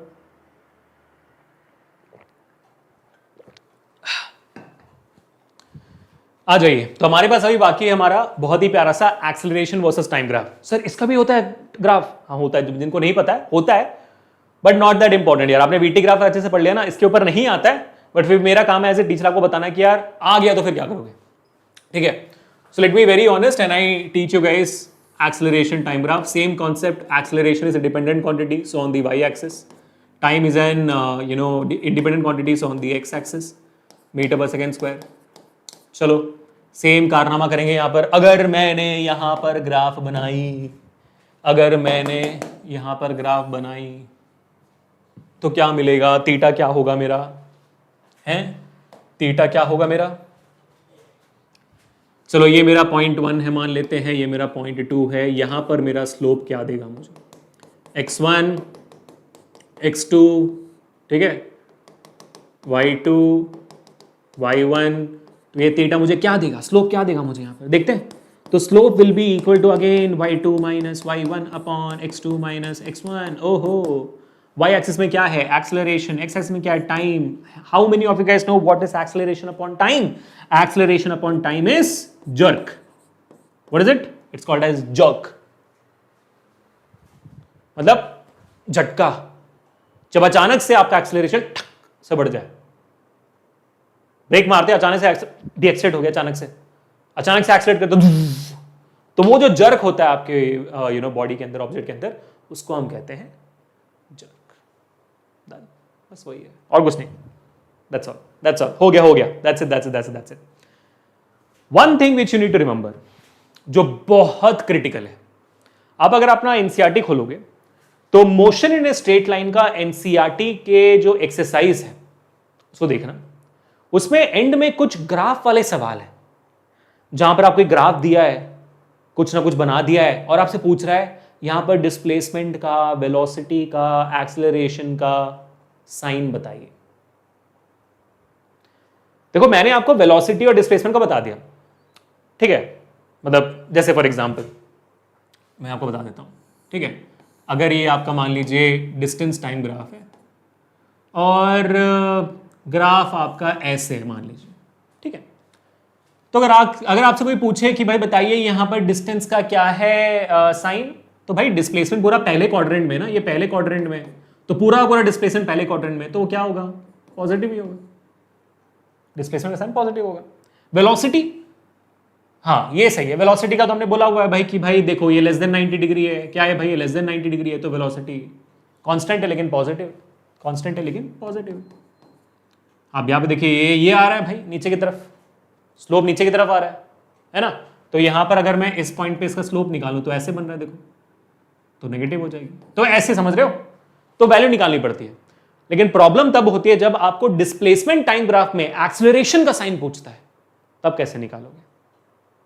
तो प्लीज इसको नोट डाउन करना, बहुत इंपॉर्टेंट है, ठीक है बेटा, ठीक है, प्लीज नोट डाउन करना, मिस हो जाएगा वरना, बहुत बहुत इंपॉर्टेंट कॉन्सेप्ट है, जेई नीट में भी आता है ये, तो इंपॉर्टेंट प्लीज सोचिए ध्यान से, ठीक है। क्या है भाई इंपॉर्टेंट, क्या बोल रहा हूं मैं बोल रहा हूं कि भाई डिस्टेंस टाइम ग्राफ से एक्सेलरेशन का साइन कैसे निकालते हैं, डिस्टेंस टाइम ग्राफ से एक्सेलरेशन का साइन, ठीक है। पहला ग्राफ देखिए, अगर आपका ग्राफ जो है डिस्प्लेसमेंट है ना, तो मैं इससे डिनोट कर रहा हूं डिस्प्लेसमेंट टाइम ग्राफ, ठीक है, displacement time graph, DT graph ही कर लेता हूं मैं, ठीक है, लिख देता हूं यहाँ पे भाई, कंफ्यूजन दूर करते हैं, डिस्प्लेसमेंट। अगर आपका डिस्प्लेसमेंट टाइम ग्राफ में ऐसा कर्व बन रहा है, उल्टा कर्व बन रहा है, तो यहां पर आपका एक्सेलरेशन नेगेटिव होगा। यानी कि अगर ये कॉन्वेक्स बन रहा है, कॉन्वेक्स याद है ना 10th में पढ़ा था, कॉन्वेक्स बन रहा है तो एक्सेलरेशन नेगेटिव होगा। और वहीं पे अगर आपका डिस्प्लेसमेंट टाइम ग्राफ में कॉनकेव बन रहा है, तो एक्सेलरेशन पॉजिटिव होगा। कर लीजिए नोट डाउन, सब लोग कर लीजिए नोट डाउन। अब इसको याद कैसे रखें, कंफ्यूजन इतना सारा कैसे याद रखें, कुछ नहीं करना भाई, कॉन्वेक्स के ऊपर आंखें बना दो, कॉनकेव के ऊपर आंखें बना दो। क्या लग रहा है देखकर, ये उदास है, नेगेटिव है बहुत, तो एक्सेलरेशन नेगेटिव, ये बहुत स्माइल कर रहा है, पॉजिटिव है बहुत, तो एक्सेलरेशन पॉजिटिव, बात खत्म। This how you will remember throughout your life. Sad face negative, acceleration is negative, happy face, smiling face, acceleration is positive. Done, sorted. चलो एक्सेलरेशन वर्सेस टाइम ग्राफ भी आपका हो चुका है। Now we are moving forward for the last topic I think for you guys in this entire chapter, that is relative velocity in one dimension. इसका एक simple सा formula है, वो फॉर्मूला आपको याद रखना है and that will be all about it, ठीक है। बट उसके पीछे का जो कॉन्सेप्ट है वगैरह वगैरह मैं आपको बताने की कोशिश करता हूं, so you will understand it better. तो पूरे ध्यान से देखिए, समझिए, so that you are very clear about it, ठीक है। मैं अगेन थोड़ा सा पानी पी लेता हूं, आई गेट बैक। लेकिन अगर अभी तक आपने वीडियो को लाइक नहीं किया तो मैं उदास हो गया यार। शेयर करो, सब्सक्राइब भी कर लो, ठीक है। आगे बढ़ते हैं। What is relative velocity in one dimension, let's figure this out, ठीक है। और ये 2D नहीं है, 2D आपका मोशन इन प्लेन में होगा। इनफैक्ट मेरे को जरूरत नहीं है यहाँ पर रिलेटिव वेलोसिटी पढ़ाने की, लेकिन अगर आप चैप्टर बाय चैप्टर कर लो तो कर लेते हैं relative velocity in one dimension, है ना। चलिए मान लेते हैं कि आपके पास एक ऑब्जेक्ट है, ठीक है। एक काम करो, पहले इतना समझ लो, ठीक है। अगर एक ऑब्जेक्ट इस डायरेक्शन में मूव हो रहा है, दूसरा ऑब्जेक्ट भी सेम डायरेक्शन में मूव हो रहा है। सेम डायरेक्शन में जब दो ऑब्जेक्ट मूव होते हैं, जैसे मान लो कि आप ऐसे चल रहे हो और आपके साथ भी कोई इंसान चल रहा है, तो आपके लिए उस इंसान का वेलोसिटी जीरो हो जाता है ना, क्योंकि आप दोनों साथ में चल रहे हो। अगर वो तेज होते तो आपसे आगे निकल जाते, अगर आप तेज होते तो आप आगे निकल जाते। दोनों सेम लग रहा है आप लोगों ना, दोनों को एक दूसरे की वेलोसिटी जो है, रिलेटिव वेलोसिटी एक दूसरे की। रिलेटिव वेलोसिटी क्या होती है, आपकी velocity related to something else, that's it, could be an object, could be anything, that is what relative velocity is, ठीक है। तो आप दोनों के लिए वेलोसिटी एक दूसरे की जीरो लग रही है। कैसे जीरो होगी, आप लोग चल तो रहे, इसलिए जीरो होगी क्योंकि सब्ट्रैक्ट हो रहा है, that's what you need to remember. अगर ऑब्जेक्ट सेम डायरेक्शन मूव होते हैं, सेम डायरेक्शन में मूव होते हैं, तो आपको याद करना है और आपको समझना है कि वेलोसिटी सब्ट्रैक्ट होती है। तो मान लो ये ऑब्जेक्ट ए है, ये ऑब्जेक्ट बी है, तो velocity of B with respect to A will be V B minus V A. ठीक है, क्योंकि आप सब्ट्रैक्ट करोगे, एक ही डायरेक्शन में जाना है तो V B minus V A होगी। अब ऐसे अगर आप देखोगे, if the objects are moving in opposite direction, आप भी इस तरफ चल रहे हो, आप भी इस तरफ चल रहे हो, तो हमें लगेगा नहीं कि भाई कुछ ज्यादा ही जल्दी अलग होगी दूसरे से। या तो जब एक ट्रेन आती है दूसरी ट्रेन भी आती है, या तो दो बसेस साथ में आते हैं, दो कार ऑपोजिट आते हैं, तो ऐसा लगता है बहुत तेजी से निकल गई यार। अगर वो एक कार खड़ी होती और ये निकलती इतना तेज नहीं लगता जितना तेज ये हो लगता है ना। तो ये क्यों हो रहा है? क्योंकि दोनों की वेलोसिटीज एड अप हो जा रही है, रिलेटिव वेलोसिटीज। ठीक है, तो अगर दोनों ऑब्जेक्ट्स ऑपोजिट डायरेक्शन में जा रहे हैं, दोनों ऑब्जेक्ट्स ऑपोजिट डायरेक्शंस में जा रहे हैं, तो ये A है, ये B है, तो VB A would be equal to VB plus VA। दोनों को ऐड कर दीजिएगा, उस वक्त आप AB करो BA करो, फर्क नहीं पड़ता। Got it guys? समझ में आ गया? ये बेसिक फॉर्मूला समझ में आ गया रिलेटिव वेलोसिटी का बेसिक फॉर्मूला है। दोनों सेम डायरेक्शन में जा रहे हैं तो दोनों वेलोसिटी को सब्ट्रैक्ट कर लीजिएगा, और सेम डायरेक्शन अलग अलग डायरेक्शन में जा रहे हैं दोनों को ऐड कर दीजिएगा। Basic formula of relative velocity. अब आती है यहां पर ऑब्जर्वर और ऑब्जेक्ट के डिफरेंट वेरिएशंस, उनको भी मैं आपको समझाने की कोशिश करता हूं। ठीक है, इस छोटे से वक्त में जितना हमारे पास टाइम है उसमें जितना हो सकता है मैं इन डेप्थ और जितना आपको आना चाहिए उतना मैं समझाने की कोशिश करता हूं। ठीक है, मान लीजिए पहला सिनेरियो है, क्या है कि आप रेस्ट पे हो और आप एक पेड़ को देख रहे हो। ठीक है, वो पेड़ भी रेस्ट पे है। आपकी वेलोसिटी कितनी है? ये आप ए हो, बी है, और ये बी भी। दोनों object are rest, both rest, both दोनों रेस्ट पे। तो रिलेटिव वेलोसिटी क्या है आप दोनों के बीच में? भाई आप भी रेस्ट में, मैं भी रेस्ट में। तो अगर मैं यहां पर VB माइनस VA करूं, ठीक है, तो क्या हुआ? जीरो हो गया ना। सही। दूसरा, हां, अब मान लीजिए कि आप खड़े हुए हो, स्माइल कर रहे हो, ठीक है, और एक ऑब्जेक्ट है, वो ऑब्जेक्ट अब मूव होने लग गई। आप खड़े हो तो आपकी वेलोसिटी जीरो है, लेकिन ऑब्जेक्ट की वेलोसिटी है, तो रिलेटिव वेलोसिटी कितनी हो जाएगी? VB minus VA। अगर मैं कहता हूं VBA is equal to VB minus VA, क्या हो जाएगा? Relative velocity will be only your object velocity VB, क्योंकि आप रेस्ट पे हो, ऑब्जेक्ट जाती हुई दिख रही है। तो ऑब्जेक्ट अगर 10 मीटर पर सेकंड की स्पीड से जा रही है तो आपको भी लगेगा कि ऑब्जेक्ट 10 मीटर पर सेकंड की स्पीड से ही जा रही है। नो चेंज, आपके लिए और उनके लिए, सबके लिए, ऑब्जर्वर के लिए, आप ऑब्जर्वर हो, आपके लिए ऑब्जेक्ट की velocity is equal to what you are seeing. Object velocity is equal to the velocity you are seeing, there is no difference in that. What I am trying to say is कि जब दो object साथ में आगे जा रहे होते हैं, आपको लगता है कि भाई इस दूसरे ऑब्जेक्ट की वेलोसिटी जीरो है ना, क्योंकि आपके साथ आ रही है, लेकिन ऐसा होता नहीं है। अगर जैसे मेरे को लग रहा है कि ये दोनों ऑब्जेक्ट की वेलोसिटी जीरो है, क्यों? मेरे साथ आ रहे हैं, है ना। लेकिन आपको क्या लग रहा है? आपको तो दिख रहा है कि मैं सामने बढ़ रहा हूं, तो आपके लिए मेरी वेलोसिटी जीरो नहीं है। तो ऑब्जर्वर पर्सपेक्टिव में वेलोसिटीज बदलते रहते हैं। तो यहां पर हम कह रहे हैं कि भाई मैं खड़ा हुआ हूं, मैं स्टेशनरी, मैं मूव नहीं कर रहा, तो ऑब्जेक्ट जिस वेलोसिटी से आ रहा है उतनी ही वेलोसिटी मुझे दिख रही है। ठीक है, चलो अब तीसरा देखते हैं। तीसरे में बहुत बढ़िया, बहुत इंटरेस्टिंग, बहुत ध्यान से देखो। तीसरे में हम खड़े हुए हैं और हम स्टेशनरी है ब्रो, हम अभी भी स्टेशनरी है, VA is equal to zero. ठीक है, ऑब्जेक्ट है वो मूव हो रहा है, ऑब्जेक्ट है वो मूव हो रहा है, लेकिन ये क्या है? VB है, ऑब्जेक्ट मूव हो रहा है। नहीं, एक काम को तेरे को, ऑब्जेक्ट जो है मूव नहीं हो रहा, ऑब्जेक्ट स्टेशनरी है। मान लो ऑब्जेक्ट स्टेशनरी है यहां पर, ठीक है, उसके बाद फिर मूव वाला बताता हूं मैं। ऑब्जेक्ट स्टेशनरी है, लेकिन ऑब्जेक्ट के ऊपर ऑब्जेक्ट मूव हो रही है इस डायरेक्शन में। ठीक है, ऑब्जेक्ट आपकी मूव हो रही है इस डायरेक्शन में। अब मान लो ऑब्जेक्ट के अंदर भी कोई बैठा हुआ है, मान लो आपका ऑब्जेक्ट के अंदर भी आपका एक दोस्त ऐसे बैठा हुआ है, स्टेशनरी, लेकिन ठीक है, ऑब्जेक्ट के अंदर जो बंदा बैठा हुआ है स्टेशनरी है। तो इस मामले में अगर मैं आपसे पूछूं आपको इस बंदे की, आपके दोस्त की वेलोसिटी कितनी लग रही है, तो अगर मैं मान लो कि इस आपके दोस्त की वेलोसिटी यहां पर मैं मान लेता हूं VC, ठीक है, VC कितनी लग रही है आपको। और इनफैक्ट मैं बता देता हूं गाइस, अब तक जो भी वेलोसिटीज हम देख रहे हैं ना, वो सब विद रेस्पेक्ट टू ग्राउंड है। ये A with respect to ground, B with respect to ground, with respect to ground, with respect to ground, सारे formulas with respect to ground, with respect to ground, with respect to ground, सब with respect to ground है यहाँ पर, सारे formulas में। ठीक है, with respect to ground, with respect to ground, with respect to ground, with respect to ground, सब जमीन से रिलेटेड है। यहां पर एक प्रॉब्लम है। प्रॉब्लम क्या है? ये जो ऑब्जेक्ट है वो ऑब्जेक्ट भी इस इंसान को देख रहा है, हम भी इस इंसान को देख रहे हैं। ऑब्जेक्ट मूव हो रही है, ऑब्जेक्ट के अंदर ये इंसान बैठा है, ठीक है। यानी कि अगर मैं हूं बस के अंदर बैठा हुआ तो बस के पर्सपेक्टिव में क्या मैं मूव हो रहा हूं? नहीं, है ना। तो अगर मैं निकालूं velocity of B with respect to C तो क्या होगा? Velocity of B with respect to ground minus velocity of C with respect to ground, है ना।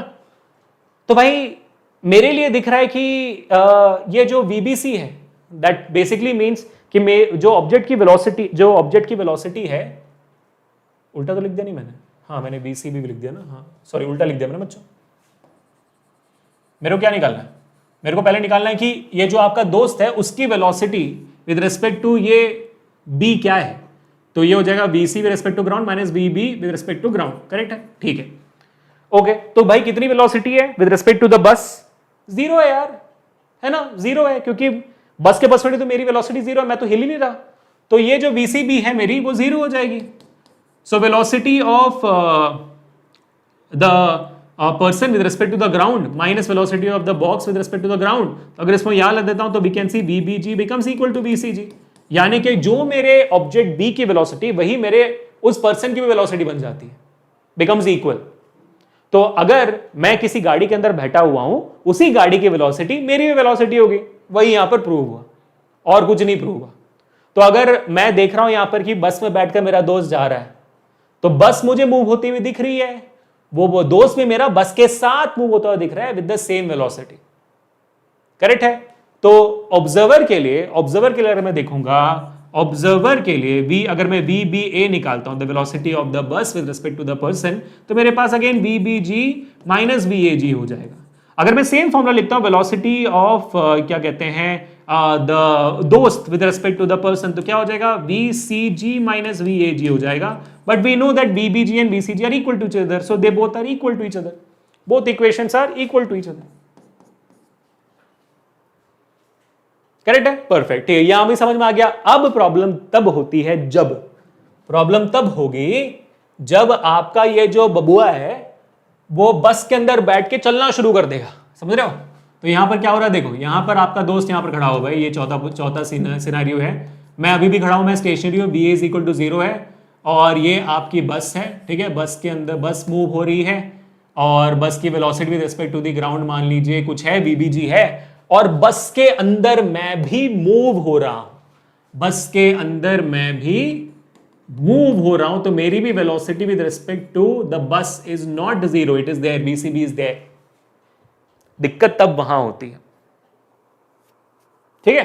तो तब क्या होगी, अगर मैं VCB का फॉर्मूला निकालूंगा that would be equal to VCG minus VBG, ये हो जाएगा। तो चलो इसको एक इक्वेशन के थ्रू करके देखते हैं, कि आप स्टेशनरी हो, बस की वेलोसिटी मान लेते हैं 10 मीटर पर सेकंड है, और आपकी वेलोसिटी बस के अंदर 2 मीटर पर सेकंड है, यानी कि बस के अंदर आप चलकर जाते हो ना, जब बस चल रही होती है ऐसे पकड़ के चल के जाते हो, वैसे आपकी सिनेरियो, ठीक है। बस की स्पीड 10 मीटर पर सेकंड और ये आपकी 2 मीटर पर सेकंड है। तो अब मैं निकाल सकता हूं कि भाई मेरी वेलोसिटी, आपकी जो वेलोसिटी है, मतलब आपकी जो velocity with respect to ground कितनी है, वो मैं निकाल सकता हूं। चलो निकाल के देखते हैं। तो VCB निकालना मेरे को, ठीक है, VCB तो है मेरे पास ना 2 मीटर पर सेकंड, तो 2 VCG निकालनी है, माइनस VBG कितनी है 10, तो अगर मैं इसको यहां ले आऊं तो VCG will be equal to 10 plus 2 12 metre per second.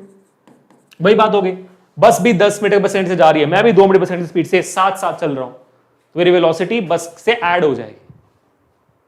समझ गए, मजा आ गया।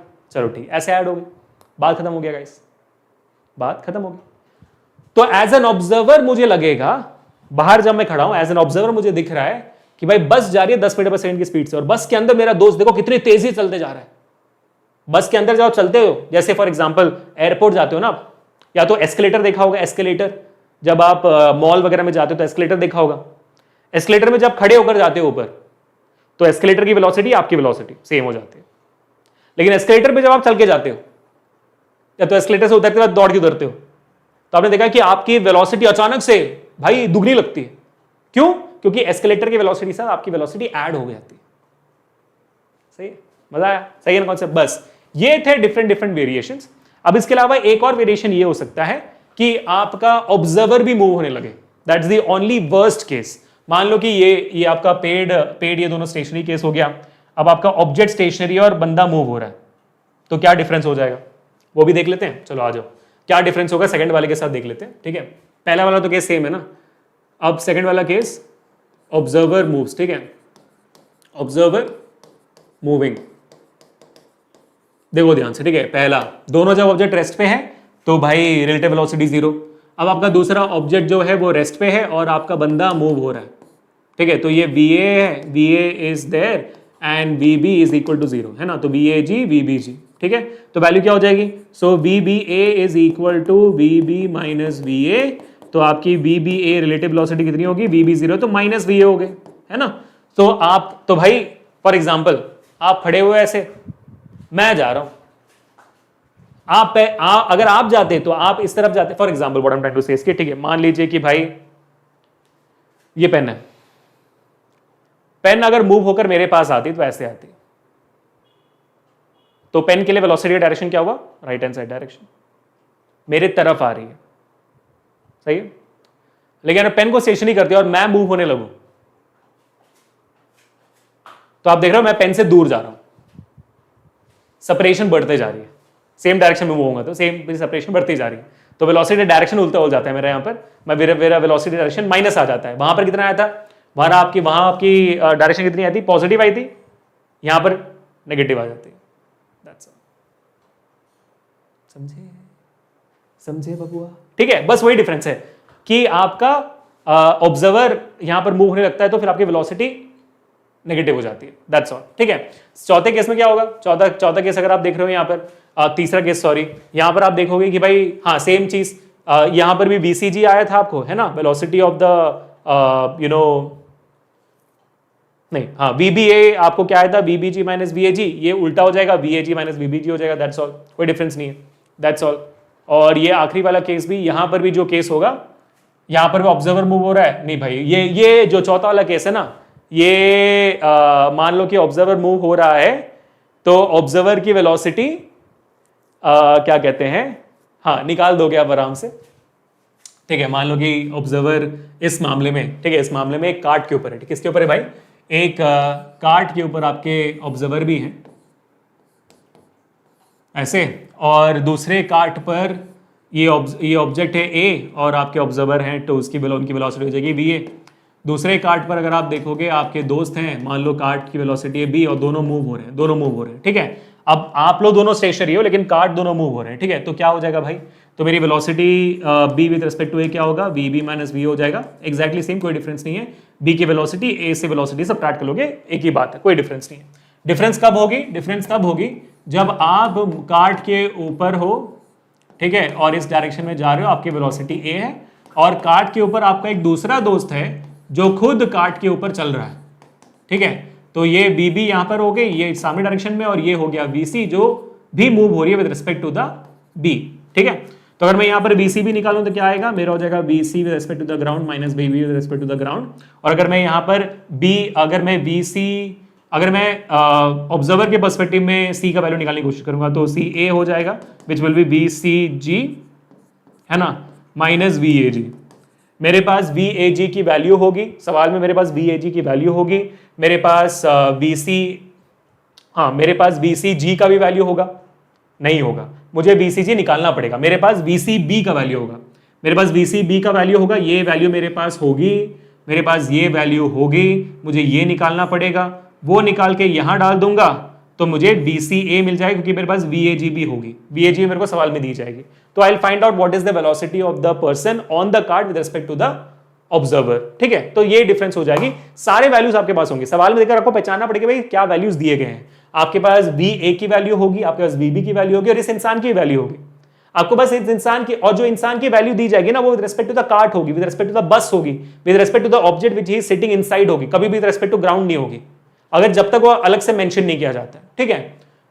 तो आपके पास ये VCB की वैल्यू भी होगी, आपको विद रिस्पेक्ट टू ग्राउंड निकालना है, इन दोनों को इक्वेट करके आपको velocity of that person with respect to ground निकालना है, फिर उसको डाल दोगे तो फिर आपको velocity of that person with respect to observer मिल जाएगी। तो ये है सारे के सारे केसेस जो आपको रिलेटिव वेलोसिटीज के लिए मिल सकते हैं। मैंने आपको बताया था कि भाई मैं ज्यादा इन डेप्थ नहीं जाऊंगा, बट मैं चला गया, पूरा इन डेप्थ चला गया, मेरे को आपको सारे केसेस बता दिए, इसके अलावा कोई और केसेस नहीं आते। फॉर्मूला एक ही है रिलेटिव वेलोसिटी का, वी माइनस वी है। कितना वक्त हो गया? अरे 1.5 घंटे हो गया एज यूजुअल। ठीक है बेटा, so thank you so much for watching this video, really means a lot. आप लोगों का सपोर्ट ऐसे बना रहे, that's all I require. 90 minutes में हमने कर लिया धमाकेदार वीडियो यहाँ पर for your kinematics 1D, that is motion in a straight line. अच्छा लगा तो लाइक जरूर करिएगा, शेयर जरूर करिएगा इस वीडियो को अपने दोस्तों के साथ, सब्सक्राइब जरूर करना इस चैनल को, अमेजिंग चैनल को। डिस्कशन में आपके लिए एक बहुत इंपॉर्टेंट सरप्राइज भी है। सरप्राइज ये है कि भाई नोट्स के लिंक के साथ साथ आपको मिलेंगे हमारे मिड टर्म क्रैश कोर्स का, मिड टर्म सीरीज का लिंक भी मैं आपको दिखा देता हूं जल्दी से, सो that you can quickly go forward and download it right away. ठीक है, तो देखो ये हमारा सेशन है, इसमें आप देखोगे download class time mid term free resource, आपको डिस्क्रिप्शन में मिलेगा, क्लिक कर दीजिए, आपके सामने एक पीडीएफ ओपन हो जाएगी।